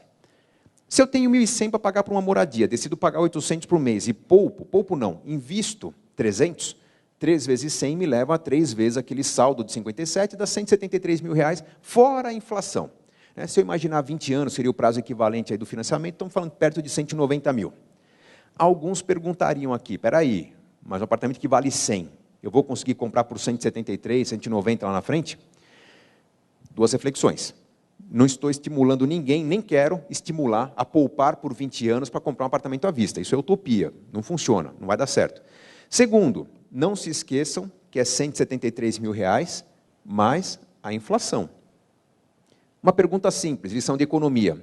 Em média, quanto se espera que os imóveis se valorizem nos próximos anos no Brasil? Alguém sabe responder essa pergunta?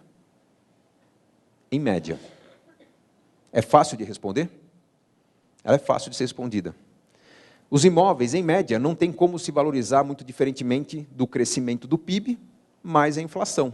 Então, se eu anulo a inflação no processo, em média, os imóveis tendem a se valorizar no Brasil em torno de 2%, 2,5% ao ano. Então, eu não diria que é impensável, improvável, eu comprar um apartamento que hoje vale 100% de nome. Talvez não no bairro que eu queira comprar, aquele bairro pode se valorizar mais, vou ter que olhar um bairro vizinho. Talvez o bairro que eu estou comprando entre em decadência, na média pode perder, né? Mas, pensando em alguma região que eu queira valorização no futuro, não é impensável que com esse valor eu compre alguma coisa, talvez não no lugar que eu estou procurando hoje. Mas vamos derrubar essa reflexão, porque eu não quero que as pessoas deixem de comprar um imóvel agora para comprar daqui a 20 anos. Eu quero mostrar o erro estratégico que está por trás da má escolha do jovem casal. Jovem, quando está se casando, vai comprar um apartamento de quantos dormitórios? 1? Não. Segundo o Secov, 36% dos imóveis têm 2 dormitórios. 32% tem 3 dormitórios. É 2 ou 3 praticamente. Normal, é o que todo mundo faz. Pergunto para vocês, do pouquinho que eu falei até agora, faz sentido comprar 2 ou 3 dormitórios no casamento? Que está batendo na cabeça de vocês ou no coração? Espera aí, eles vão engravidar, vai ter bebê nessa história. Sim, vai ter bebê. Mas pense no seguinte, né? Jovem, casal, em média 30 anos de idade, até o dia do casamento o motel está mais que bom. Quarto, cozinha, banheiro num único cômodo. A partir do dia do casamento precisa ter 2 ou 3, porque vai que ela engravide, a culpa é sempre dela, né? Então, se ela engravidar, nós já temos o quarto do bebê. Parece normal. Todo mundo já visitou algum casal de recém-casados? Acho que sim, né?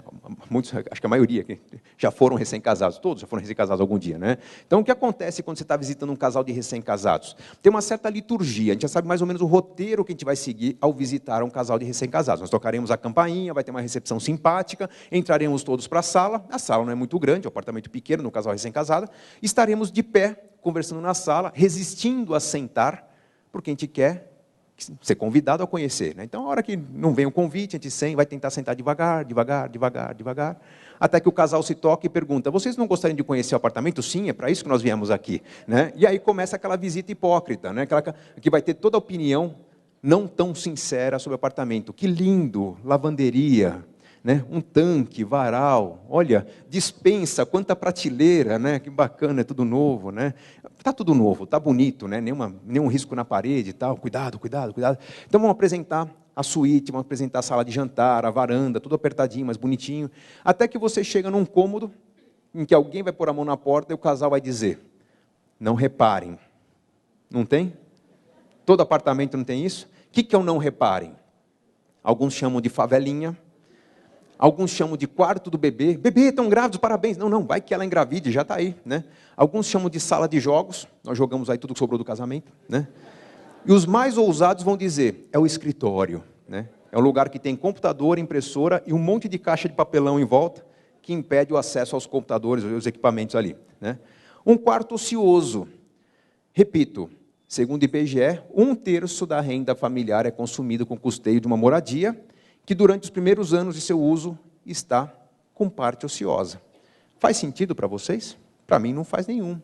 Não seria mais inteligente esse casal de repente optar pelo aluguel, não de um apartamento de 2 ou 3 dormitórios? Eu não vou comparar quanto custa alugar aquele apartamento. O aluguel de uma kitnet, um loft, um dormitório, perto do trabalho de um dos dois, ou perto do transporte público, e dispense a compra do segundo automóvel, outro item que pesa muito nas contas, para que se gaste menos e se consiga fazer uma certa poupança, para que esse casal continue gastando com aquilo que motivou o casamento. Você sabe o que motiva o casamento ou não? O que é que provoca a ideia de vamos nos casar? Você sabe ou não? É a beleza? É o amor que surge? Sim, né? Olha quanta hipocrisia.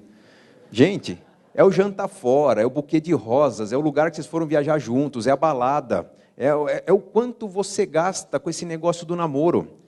De repente, é um tal de, vem conhecer um restaurante novo, vamos conhecer um lugar, vamos fazer um passeio, vamos ver o show da banda que eu gosto, é ele se perfumando para ela se depilando para ele, é buquê de rosa para lá, é caixa de bombom em forma de coração para lá, né? Tudo aquilo está tão legal que o casal pensa, vamos fazer isso pela vida toda? Vamos. Aí começa o casamento, acordar, comer, trabalhar, dormir, casa, plano de saúde, escola, carro. E aí tem uma hora, belo domingo, né? Está lá, 4h40 da tarde, ele deitado num sofá, barrigão para fora da bermuda, tomando uma cerveja, vendo futebol. Ela segurando os peitos que começam a cair de desânimo, né? E aí ela começa a falar, meu amor, você lembra quando a gente namorava? Tudo era tão romântico, aquele fogo, aquela paixão, né? Puxa, tudo que você comprava tinha forma de coração, né? E puxa, estou sentindo uma falta daquele romance, daquele carinho, né? Vamos discutir a relação? Nessa hora, o que ele comenta?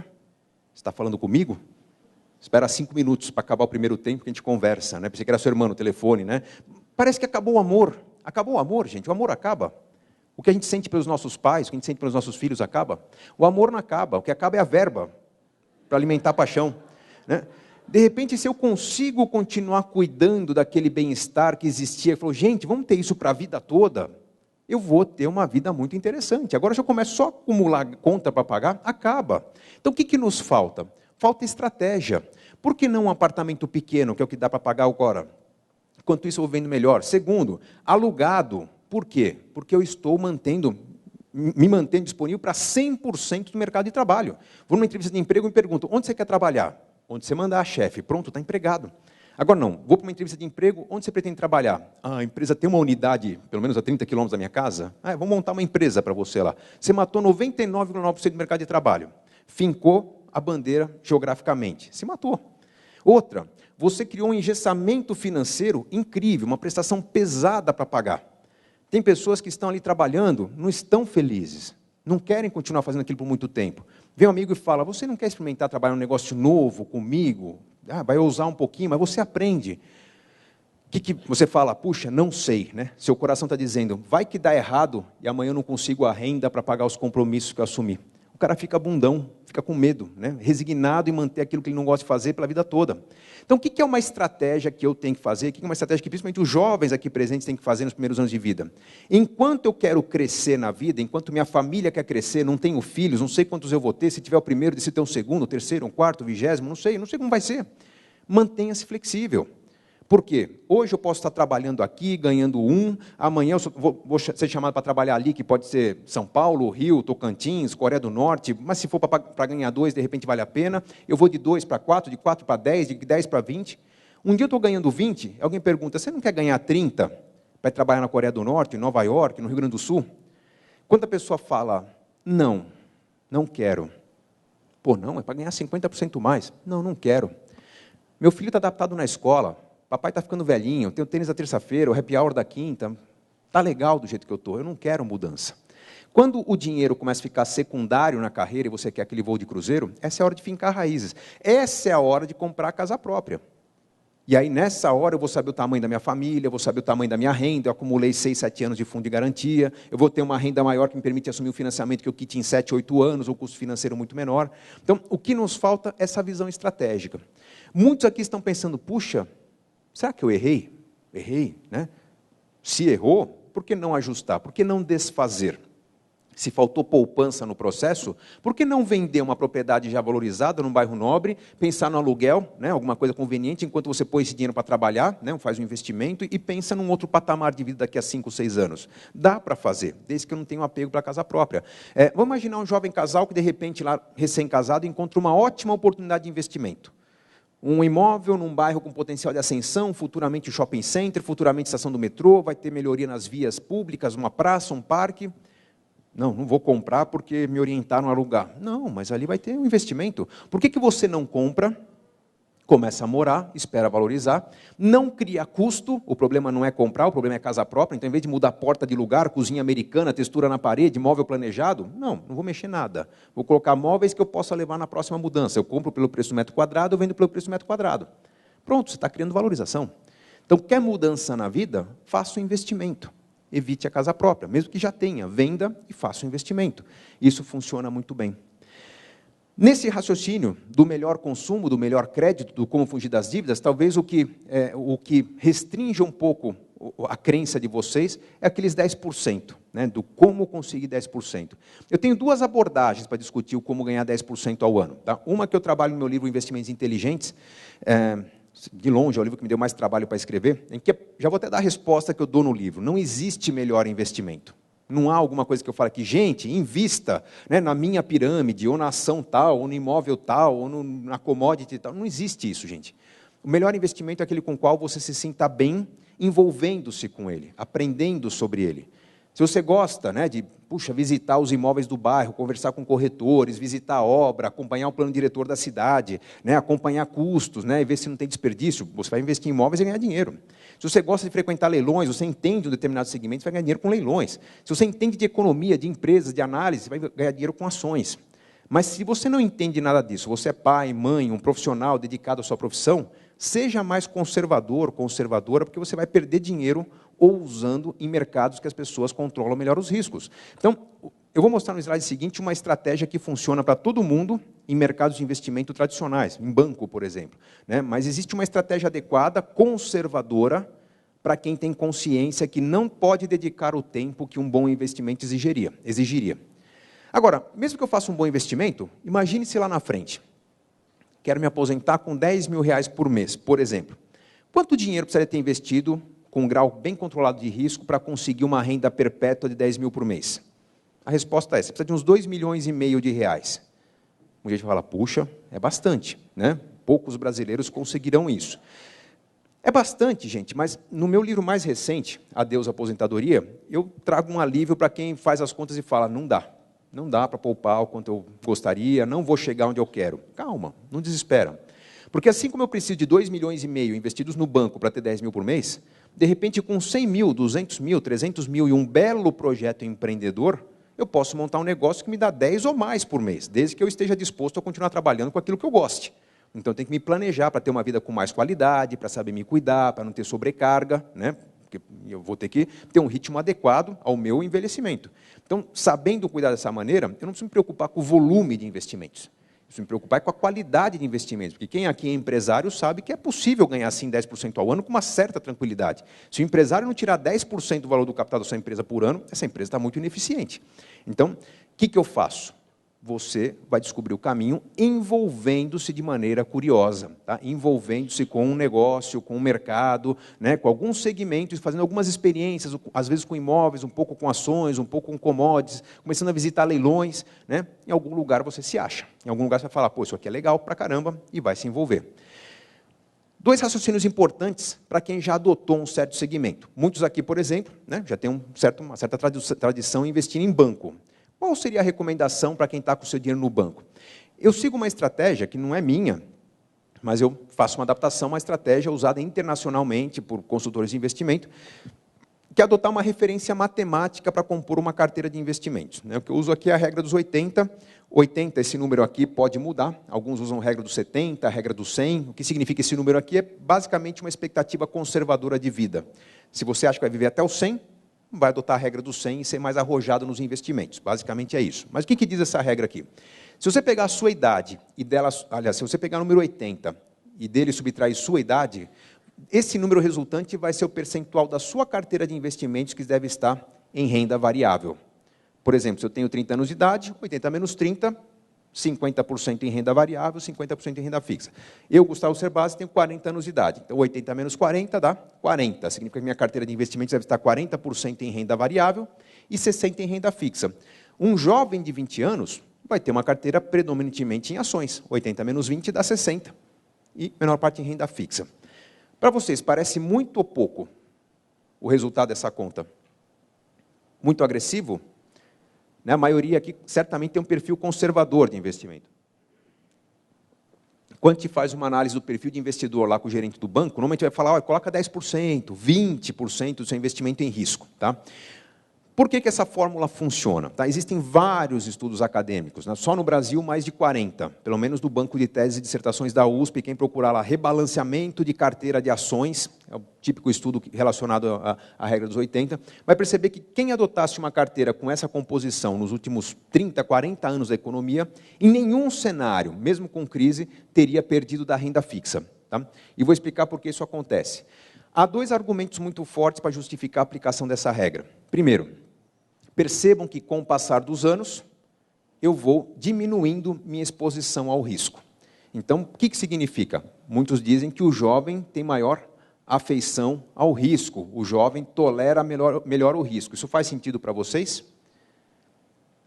Para alguns faz sentido, mas alguns devem estar perguntando, e o Warren Buffett, o homem mais rico do mundo, só investe em ações, 80 e tantos anos de vida, como é que ele está com 100% em ações?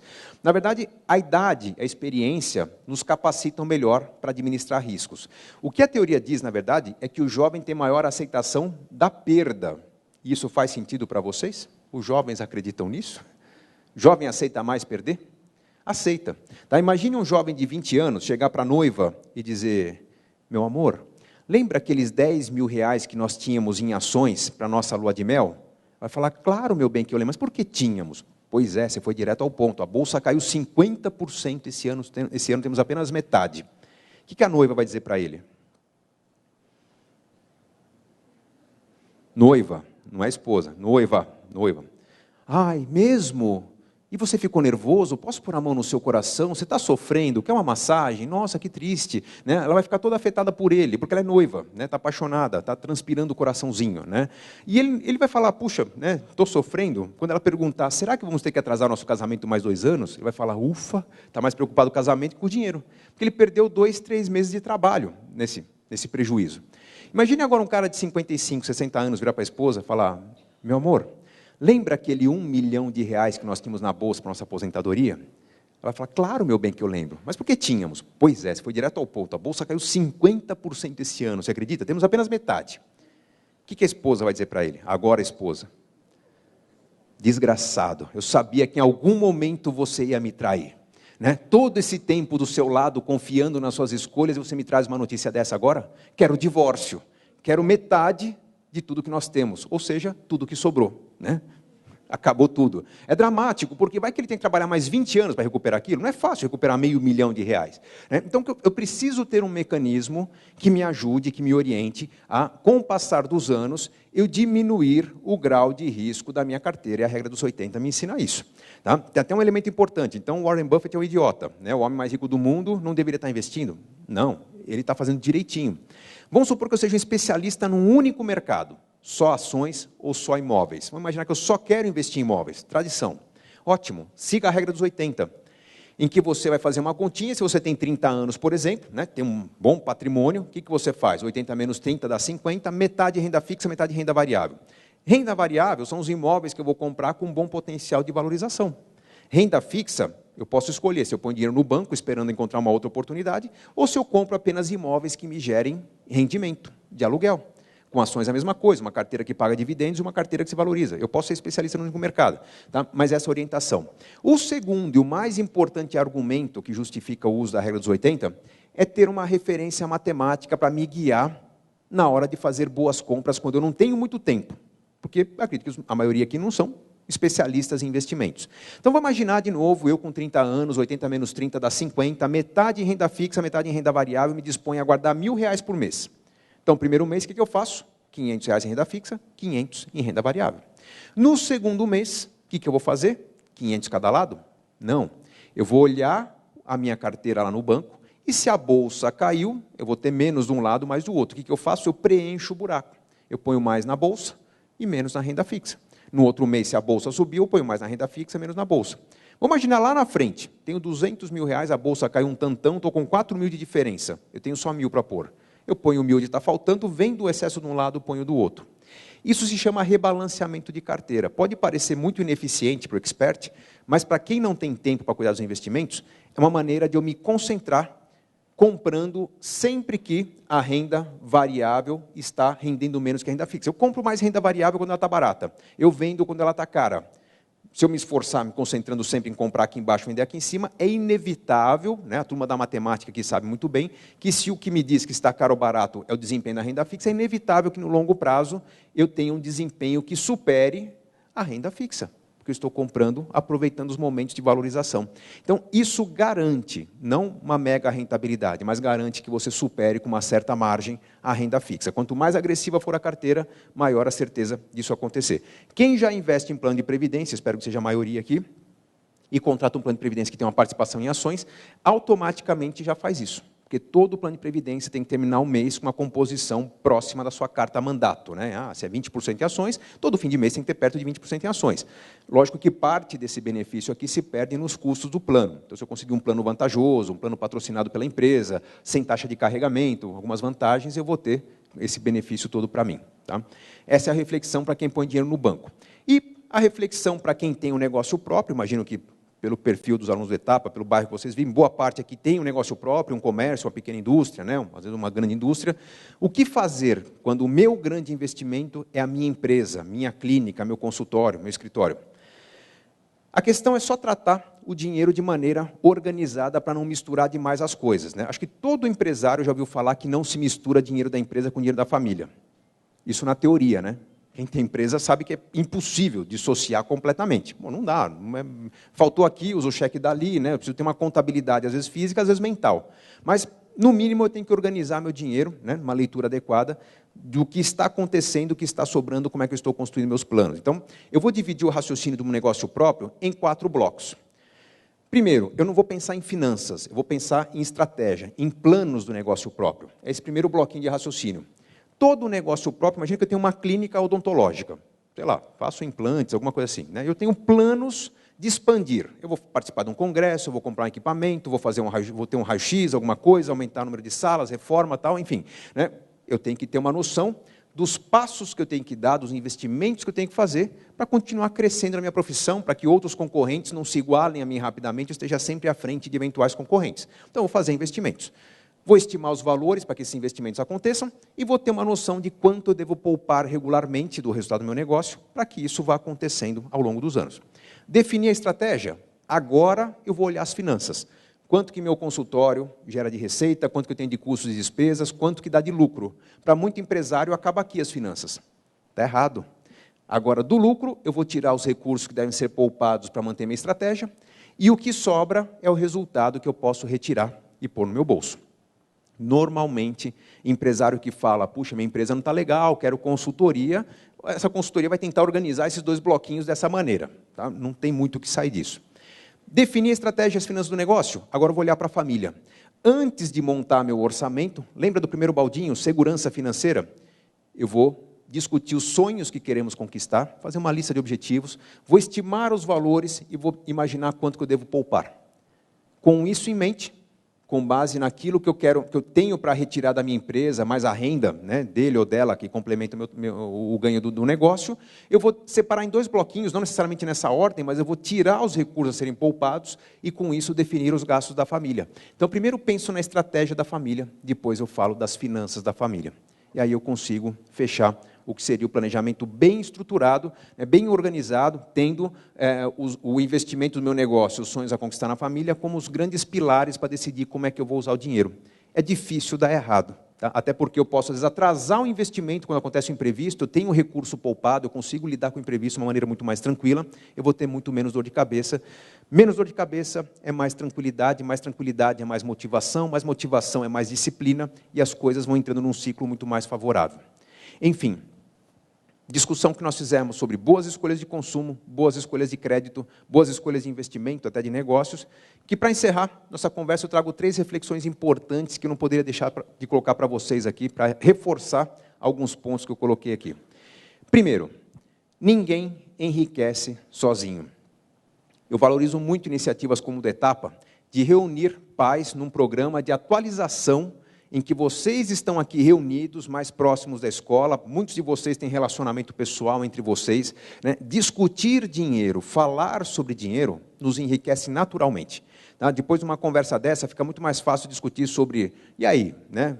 Consegue reequilibrar, né? Está investindo bem? Não preciso falar de números, não preciso falar quanto eu ganho, quanto eu tenho, né? Mas, poxa, onde você investe? Né? Para mim é difícil, pô, eu estou enroscado, estou endividado. É feio falar que está endividado, gente? Vocês sabiam que 2 em cada 3 brasileiros têm as dívidas fugindo ao controle?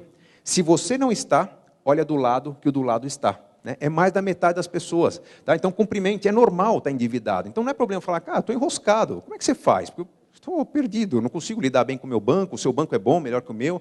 Né? É legal falar sobre dinheiro porque cria-se uma inteligência coletiva. E isso facilita as escolhas. Outro ponto importante, persigam sonhos. Eu, quando tinha meu escritório de consultoria, era aqui pertinho, na rua Neto de Araújo, né? Eu recebia 6, 7 casais por dia. Esses 6, 7 casais por dia, né? Tinha lá uma orientação de investimentos, uma carteira de investimentos, e óbvio, uma carteira que, como era orientada por um profissional, tinha um certo grau de risco, aí tinha os anos ruins, os anos de resultado negativo na renda variável, em que tinha uma perda em parte da carteira. E eu via 2 comportamentos bem distintos no meu grupo de clientes. Tinha um grupo de clientes que dizia, olha, com essa perda desse ano, meu primeiro 1 milhão vai atrasar 1 ano e meio, minha aposentadoria vai atrasar 4 anos, meu grande projeto de fazer um curso fora vai atrasar 6 meses. Simples assim, ajusta no tempo. Tinha um outro grupo de clientes que dizia o seguinte, cara, com essa perda, minha festa de 25 anos de casamento ficaria inviável, vou ter que vender o carro ou mudar de apartamento para garantir aquele projeto. Ou a faculdade do meu filho, para acontecer, eu vou ter que ter um carro mais barato, cancelar as férias. Quando a pessoa estava perseguindo sonhos, ela tinha muito mais motivação, muito mais apego ao seu projeto, do que quando ela simplesmente estava fazendo continha. Então, o que é importante aqui? É importante você poupar ou investir para aquilo que você realmente quer, porque aquilo vai ajudando você a manter a disciplina. Né? Para aqueles que sabem o que estão perseguindo, é mais fácil modelar o presente do que mexer no futuro. Para quem não sabe para que está poupando, tanto faz, atrasar, não atrasar, não tem muito objetivo ali. Então, persigam sonhos que a motivação, o resultado dela, vem quase que automático. E, principalmente, cuidem da riqueza que você já tem. Na minha atividade, puxa, o lado mundo caras, né? Eu odeio esse negócio de aparecer em revista caras, mas a gente acaba conhecendo muita gente no meio de trabalho, muitos milionários, multimilionários, conheci alguns bilionários, né? E como eu sou especialista em finanças, normalmente os caras ricos vêm falar de grana comigo, né? Sábado passado eu estava participando do Teleton, no SBT, um monte de artista, família do Silvio Santos inteira, tá todo mundo, você é o cara do dinheiro, tira uma dúvida, né? Então o cara quer sempre ter aquela consultoriazinha particular. Às vezes dou a consultoria, quando dá tempo, né? E eu aproveito o momento para fazer uma perguntinha geralmente capciosa, em que eu aprendo um pouquinho também. Para todos, em geral, pergunto, cara, você tem sucesso, parabéns, que legal, admiro sua empresa, vale bilhões, mas se você pudesse voltar no tempo, o que você mudaria na sua vida? Né? O que você faria diferente? É impressionante, 100% das pessoas que têm um patrimônio gigantesco, que todos nós adoraríamos ter aqui, dizem, olha, sou feliz, tenho liberdade, mas eu não vi meus filhos crescerem. Gostaria de ter visto. Eu não dei atenção para um relacionamento que eu valorizava muito. Estou no 2º, 3º, 4º, mas não sou feliz, não me sinto amado, não amo. Tenho 1 milhão de pessoas no meu networking, mas não sei quem vai segurar a alça do meu caixão, quem vai trocar minhas fraldas, se for necessário. Pode ser necessário, né? E aí? A pessoa tem dinheiro, tem patrimônio, tem riqueza, é reconhecido, mas se sente pobre. O que é riqueza, gente? Riqueza, acho que todos nós provavelmente nascemos com ela. Saúde física, saúde mental, amigos de verdade, pessoas com quem nós conseguimos nos abrir, né? Pessoas em quem podemos confiar, né? Servir de ombro, ter um ombro para chorar quando for necessário, para ter um conforto, isso é riqueza. Felicidade não depende de dinheiro. Felicidade depende das escolhas cotidianas. A minha atitude perante as pessoas, perante a família, perante o trabalho, perante as dificuldades, transtornos, eu posso decidir ou não ser uma pessoa feliz. Dinheiro traz felicidade? O que vocês acham? Tem gente falando, esse cara está querendo me convencer de uma ideia que eu não acredito muito. Dinheiro me ajuda a sofrer em Paris, que é uma beleza, né? Uma frase tradicional aí, né? Gente, dinheiro não traz felicidade, né? Se você é uma pessoa que curte coisas boas, como por exemplo estar em Paris, né? Se você é uma pessoa feliz, com muito dinheiro você será muito mais feliz. Uma pessoa infeliz pode ganhar na Mega Sena que ela cai em desgraça. Então, o dinheiro é um potencializador dos seus sentimentos. Se você for uma pessoa boa, for uma pessoa feliz, um bom planejamento vai fazer você ter uma vida melhor, né? Se você é uma pessoa mais ou menos, nem planeja muito, que só vai piorar as coisas, tá? Então, tenha uma vida rica, construa uma vida rica, né? Aproveite esse momento de construção que vocês têm no ambiente de conhecimento, educação, né? Inspirem-se para melhorar de vida, né? Ainda há muito a ser construído. Tem muita gente aqui que fala, puxa, mas logo eu estou velho, eu com 60, 70 anos. Gente, as pessoas estão se aposentando com 65, se planejando para correr um Ironman mais para frente, né? As pessoas estão jovens hoje na aposentadoria. Pensar em parar aos 65, 70 é um grande desperdício. Então, sejam ricos, mas não deixem de cuidar do dinheiro. O que eu espero é que tenha inspirado vocês a ter boas escolhas na vida e que essa vida, além de rica, seja uma vida com muito dinheiro. Espero ter dado boas ideias para isso funcionar. Agradeço a oportunidade, agradeço ao professor Pablo, em nome do Colégio Etapa, aqui pela oportunidade. Acho que provoquei bastante. Espero que para você tenha valido a pena esse grande investimento de, na hora de cuidar do mais importante, vocês poderiam estar em casa e estão aqui aprendendo. Agradeço muito, aprecio esse momento. Para mim, o muito obrigado por enquanto. Deixo aqui meus contatos, canais de conhecimento. Alguns dos livros que eu escrevi não cabem todos aqui, né? Para quem não sabe, o Até que a Sorte Nos Separe, um filme de grande sucesso, foi baseado no meu livro mais vendido, Casais Inteligentes Enriquecem Juntos. Para mim é uma honra estar com vocês. Obrigado, gente. Prazer.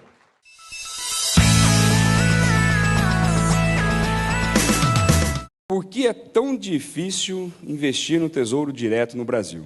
Aliás, essa semana já teve, né, várias tem uma ressalva com essa semana. Olha, gente, não é difícil investir no Tesouro Direto e acho que todos aqueles que investem de maneira conservadora, de alguma maneira, investem no Tesouro Direto. É que, talvez pela complexidade de abrir conta numa corretora, de ter que escolher o título que eu quero investir, montar uma estratégia de médio e longo prazo, para muitas pessoas é mais conveniente investir num fundo de renda fixa, que nada mais faz do que investir, na maioria dos casos, 95% dos seus recursos em títulos públicos. Então, o que um fundo de renda fixa faz é intermediar esse trabalho de escolher e de montar uma carteira de títulos públicos. Para quem quer evitar a taxa de administração, que na maioria dos casos não é desprezível, principalmente para quem investe em valores de até 200 mil, 250 mil, né, não se deve desprezar taxas de 1%, 0,7%, elas são mais altas do que aquilo que custa investir no Tesouro Direto diretamente, né? Parece difícil, tá? Mas a experiência que a gente tem, eu já lecionei sobre isso, dei vários cursos sobre como investir no Tesouro Direto, o que a gente percebe é que o primeiro contato é árido, né? Quando eu estou acostumado a ter um dinheiro parado na conta, a entrar numa tabela de rentabilidade do meu banco, a escolher um fundo e mandar o dinheiro para lá, é tudo muito simples. O processo de abrir conta na corretora, de escolher entre pelo menos 4 ou 5 tipos de títulos distintos, escolher prazo, né? Título que vence no final do ano que vem, título que vence em 30, 40 anos, isso parece tudo muito complexo. O que eu recomendo é que a pessoa, antes de fazer esse investimento, estude, né? Vai dedicar ali 1 hora, 1 hora e meia, a leitura das cartilhas. Às vezes tem alguns cursos online, vídeos de 7, 8 minutos, que as corretoras, em geral, oferecem. Eu recomendo abrir conta em 2 ou 3 corretoras diferentes. Vão me perguntar qual? As maiores do mercado. Entra no site da BMF Bovespa, tem a lista de todas as corretoras, na ordem da maior para menor. Escolha as 3 maiores, as 4 maiores, ou comece pela corretora do seu banco. Explore tudo que elas têm para oferecer. Abrir conta em corretora não custa, manter conta em corretora não custa. Quando você começa a entender como é que se faz para investir em títulos públicos, comece com valores pequenos, 150, 200, 300 reais, faça isso 2 ou 3 vezes, vamos ver que na 3ª ou 4ª vez o valor começa a crescer, porque o primeiro contato é árido, mas a partir do momento que você entende o processo, fica muito fácil, e para valores não muito altos, é bastante interessante. Quando o valor começa a ficar mais significativo, né, 1 milhão, 1,5 milhão, né, valores começam a ficar grandes, é melhor você diversificar em boas LCAs, LCIs, CDBs de bancos pequenos, até limitados à cobertura do Fundo Garantidor de Crédito. Existe uma cobertura de R$250 mil para CDBs, para investimentos menores.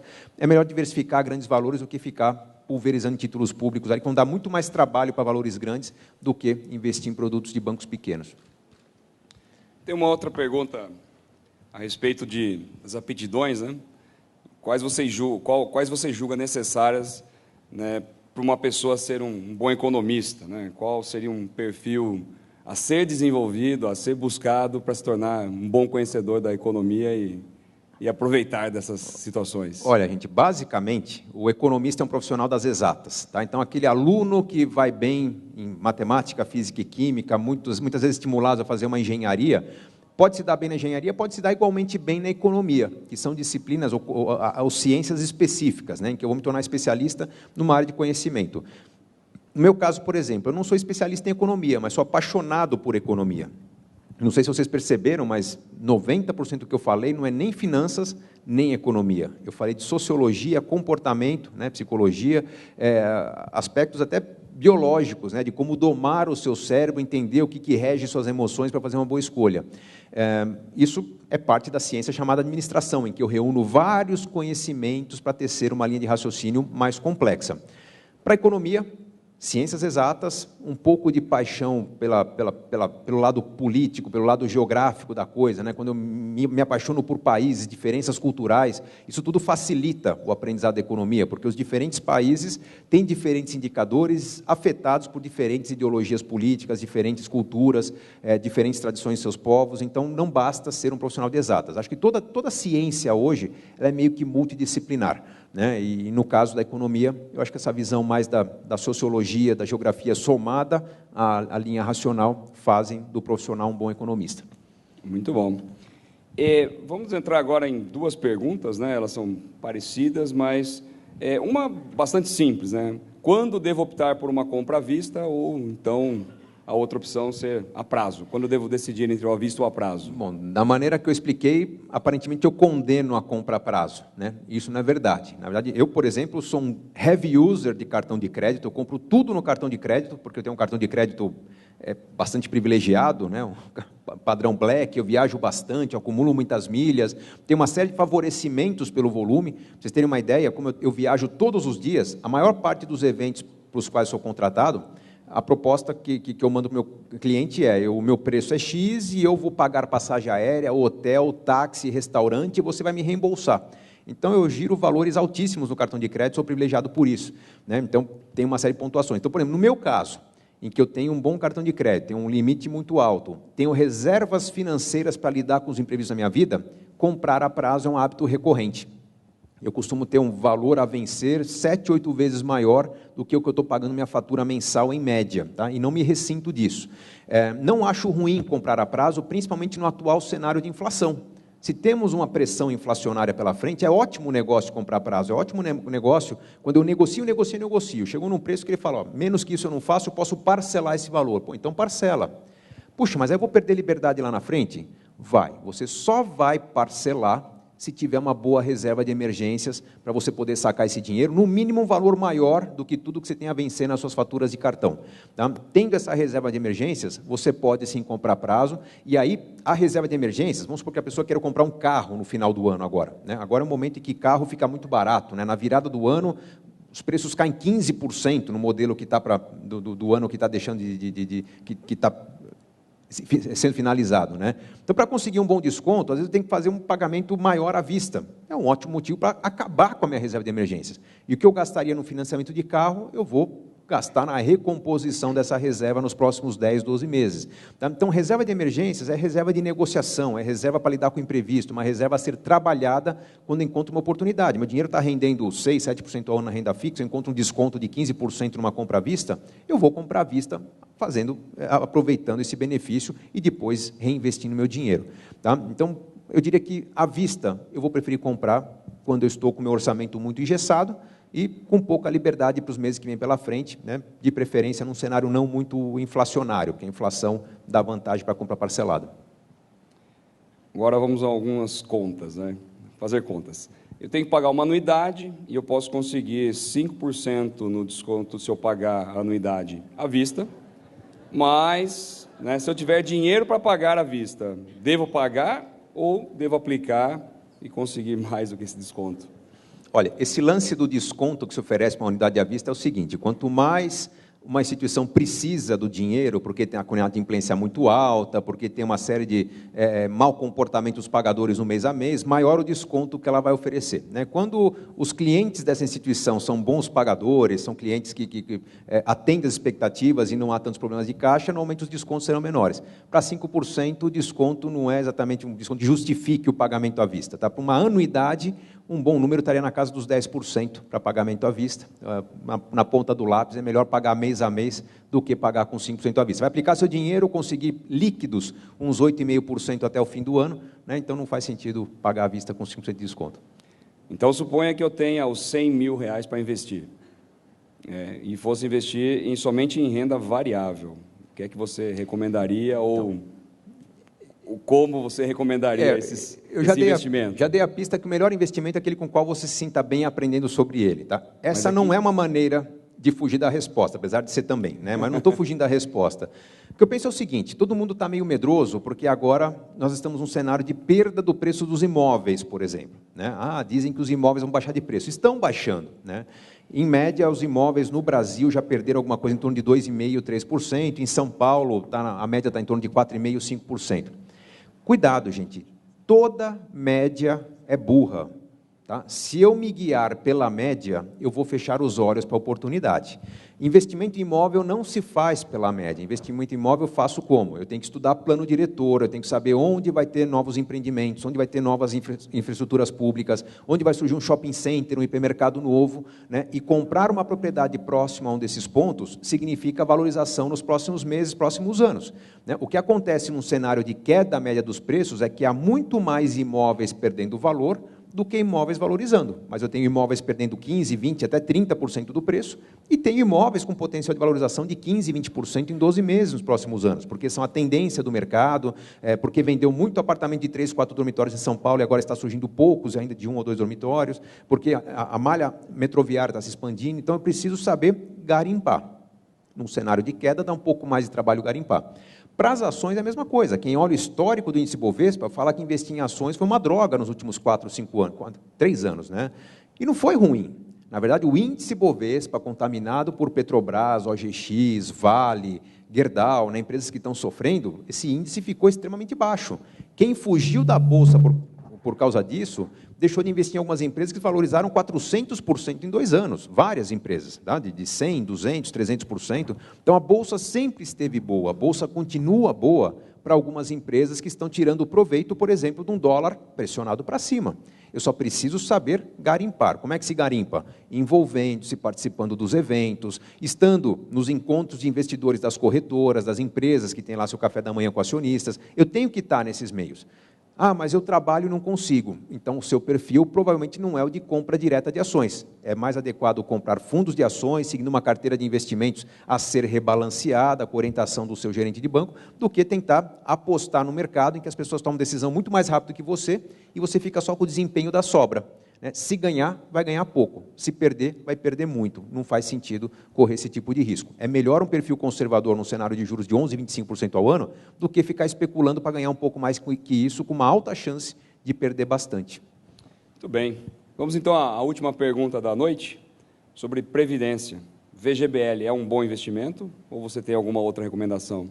Bom, primeiro, o VGBL é o plano de previdência recomendado para quem não tem imposto de renda a restituir no ano seguinte, né? Quando eu tenho alguma coisa a restituir, eu vou investir no PGBL, né? Acho que, não sei se todo mundo conhece, mas a continha que se faz é até 12% da minha renda, eu vou fazer a conta do imposto que eu tenho a pagar, aquele valor, até 12% da minha renda, se eu aplicar, o imposto que eu teria a pagar sobre aquele valor, né, sobre aquela renda, eu tenho direito a restituir no ano seguinte. Mas não é tão simples assim, porque se eu já tenho dependentes, se eu já tenho gasto com saúde, com educação, parte desse imposto já é restituído.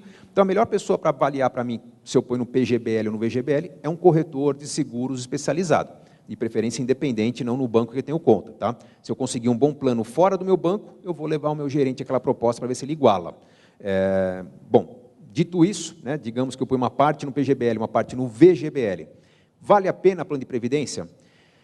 Sinceramente, Paulo, eu acho que plano de previdência é a melhor solução para mais de 80% dos brasileiros. Tá? Por uma razão simples. Ele é barato? Não, ele não é barato. O plano de previdência, se eu não pesquisar direito, eu pago taxa de carregamento. Se eu pesquisar, eu me livro de 100% dela.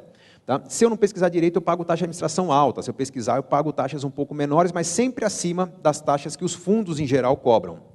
Então, onde está a vantagem do plano de previdência? Quando eu sento com um bom corretor de seguros, ele me ajuda a estruturar minha vida. Ele vai perguntar como é que está meu pagamento de imposto de renda, se eu tenho algo a restituir, vai me desenhar ali uma composição de PGBL e VGBL adequada à minha realidade. Né? Nunca o profissional liberal vai pôr em PGBL, só quem tem contra-cheque com retenção na folha. Vai perguntar com relação ao meu futuro, porque dependendo de como eu penso em resgatar esse dinheiro daqui a 10, 15, 30 anos, eu vou ter uma escolha diferente. Né? Se eu penso em resgatar tudo de uma vez, eu vou pelo regime da tributação regressiva, né? Aquele regime que começa em, acho que tributação em 35%, passa 2 anos cai para 30%, passa 2 anos cai para 25%, até chegar nos 10%. Por quê? Porque resgatando tudo de uma vez, né? na tributação regressiva, eu vou pegar uma média muito próxima de 10% em termos de imposto. Se eu for resgatar meu dinheiro aos poucos lá na frente, pensar em fazer renda, ou converto aquilo para a seguradora e ter uma renda vitalícia, ou começo a resgatar parte do rendimento, é melhor o regime de tributação progressiva. Aquele regime que eu vou pagar de acordo com a tabela do imposto de renda, de 27,5% a 15%. Por quê? Porque tudo que eu for resgatar lá na frente, pode ser 4, 5, 6 mil reais, pode ser isento de imposto, se no meu resgate total, eu me enquadrando acima de 65 anos com uma faixa de isenção muito grande, contando os dependentes, gastos com saúde, gastos com educação, outros benefícios, outros descontos que eu posso ter ali por regras do imposto de renda, eu posso chegar a uma condição que às vezes 5, 6 mil de resgate mensal, eu vou ter a retenção de 15% no resgate, era obrigatória, mas eu vou ter a restituição desses 15% no ano seguinte, por estar dentro de uma faixa de isenção. Então, vale a pena? Eu posso ter 0% de tributação sobre tudo aquilo que eu acumular no longo prazo. Vale a pena, mesmo que eu perca um pouquinho de desempenho em relação dos produtos. A minha estratégia de investimento, aquela que eu recomendo para todo mundo, é que você tem que compor seus investimentos em 3 etapas. Antes de pensar em previdência, antes de pensar em planejamento da aposentadoria do futuro, você tem que compor uma reserva de emergências. Quanto melhor sua empregabilidade, menor a reserva. Então, se eu sou servidor público com uma renda garantida no longo prazo, parte dela, né, eu vou investir 4%, 5%, né, aliás, desculpa, já pensando na Previdência, eu vou ter uma reserva, 1 mês do meu trabalho, talvez, né, porque minha renda é constante, minha empregabilidade é estável, então o que eu vou fazer é ter uma reserva pequena. Se eu sou um profissional liberal, que hoje tenho trabalho, talvez em janeiro não tenha, talvez eu não consiga trabalho ano que vem, minha carreira oscila muito, eu vou ter que ter 6 ou às vezes 12 meses do meu gasto mensal poupados. Por exemplo, um corretor de imóveis, né, de luxo, às vezes o cara vende 2 ou 3 imóveis por ano e se mantém com isso, ele tem que ter uns 12 meses de consumo poupados, uma bela reserva. Depois de montar a reserva, quando eu garantir meu bem-estar presente, eu vou partir para a construção do meu futuro. Quanto? De novo, quanto melhor minha empregabilidade, quanto mais estável minha renda, se eu sou um servidor público, eu vou guardar uns 2, 3, no máximo 4 por 5 por mês, por mês da minha renda para o futuro. Né? Se tiver um plano corporativo, um plano patrocinado, e que a empresa põe uma parte para mim, melhor ainda, isso é compra de aumento de salário. Definir o quanto poupar para o longo prazo, né? Se eu preciso de uma reserva maior, até uns 10% no máximo do que eu ganho, ótimo, estou com a reserva de emergências feita, estou com o meu futuro garantido, posso poupar mais? Agora eu vou assumir riscos. Vou comprar imóveis, vou comprar ações, né? Vou começar a assumir riscos maiores para projetos de médio prazo. Uma meta do tipo, bom, vou pôr meu dinheiro em risco. Quando eu acumular 50 mil reais, eu somo o valor do meu carro atual e compro um carro novo. Né? Esse tipo de proposta, que me dá uma certa liberdade, eu posso pôr em renda variável. Pode ser que eu atrase 1 ano, vou cuidar mais do meu carro, né? Postergue minha escolha. Pode ser que eu tenha um ótimo resultado daqui a 6 meses e troco de carro logo. Quanto maior liberdade eu tenho, maior o risco que eu vou assumir. E nessa estratégia de ser bem conservador na reserva de emergências, bem planejado no plano de previdência e bem arriscado, bem ousado naqueles planos mais flexíveis, muito provavelmente a maioria dos nossos planos vão se concretizar ao longo da vida. Isso funciona muito bem. Tá? 3 etapas que se complementam nessa ordem. Eu não penso em investir em ações nem em imóveis antes de ter a reserva de emergência constituída, nem um plano de previdência. Especificamente no meu caso, independência financeira conquistada, já tinha uma certa estabilidade. Hoje eu trabalho não para pagar minhas contas, né? Quem paga minhas contas é o rendimento do meu patrimônio. Então eu trabalho para quê? Para aumentar meu patrimônio. Se eu parar de trabalhar hoje, mantenho minha vida. Uma situação que poucos brasileiros vivem, né? Não precisa ter inveja, é só se inspirar nisso, né? Seguir alguma coisa parecida. Mas na minha condição, eu tenho plano de previdência para quê? Por seguro. Quem tem VGBL não precisa de seguro de vida se o valor for significativo, né? Porque o VGBL não entra em inventário, né? Se eu morrer hoje, eu tenho listado os dependentes, né? Minha esposa, meus filhos no VGBL, em 20 dias aquele dinheiro está na mão deles, né? O restante entra em inventário. Então é um projeto, um planejamento sucessório importante ter um plano de previdência. Altamente recomendável para todos. Até quem já paga um PGBL não tem no PGBL esse benefício. O VGBL dá. E aí vale a pena pensar nisso como um instrumento de planejamento sucessório para se livrar de custos de advogado, de cartório, imposto de transmissão causa mortes, né? Então, você está com um produto de seguro ali. Um VGBL é um seguro, na verdade, não um investimento. É um seguro que rende.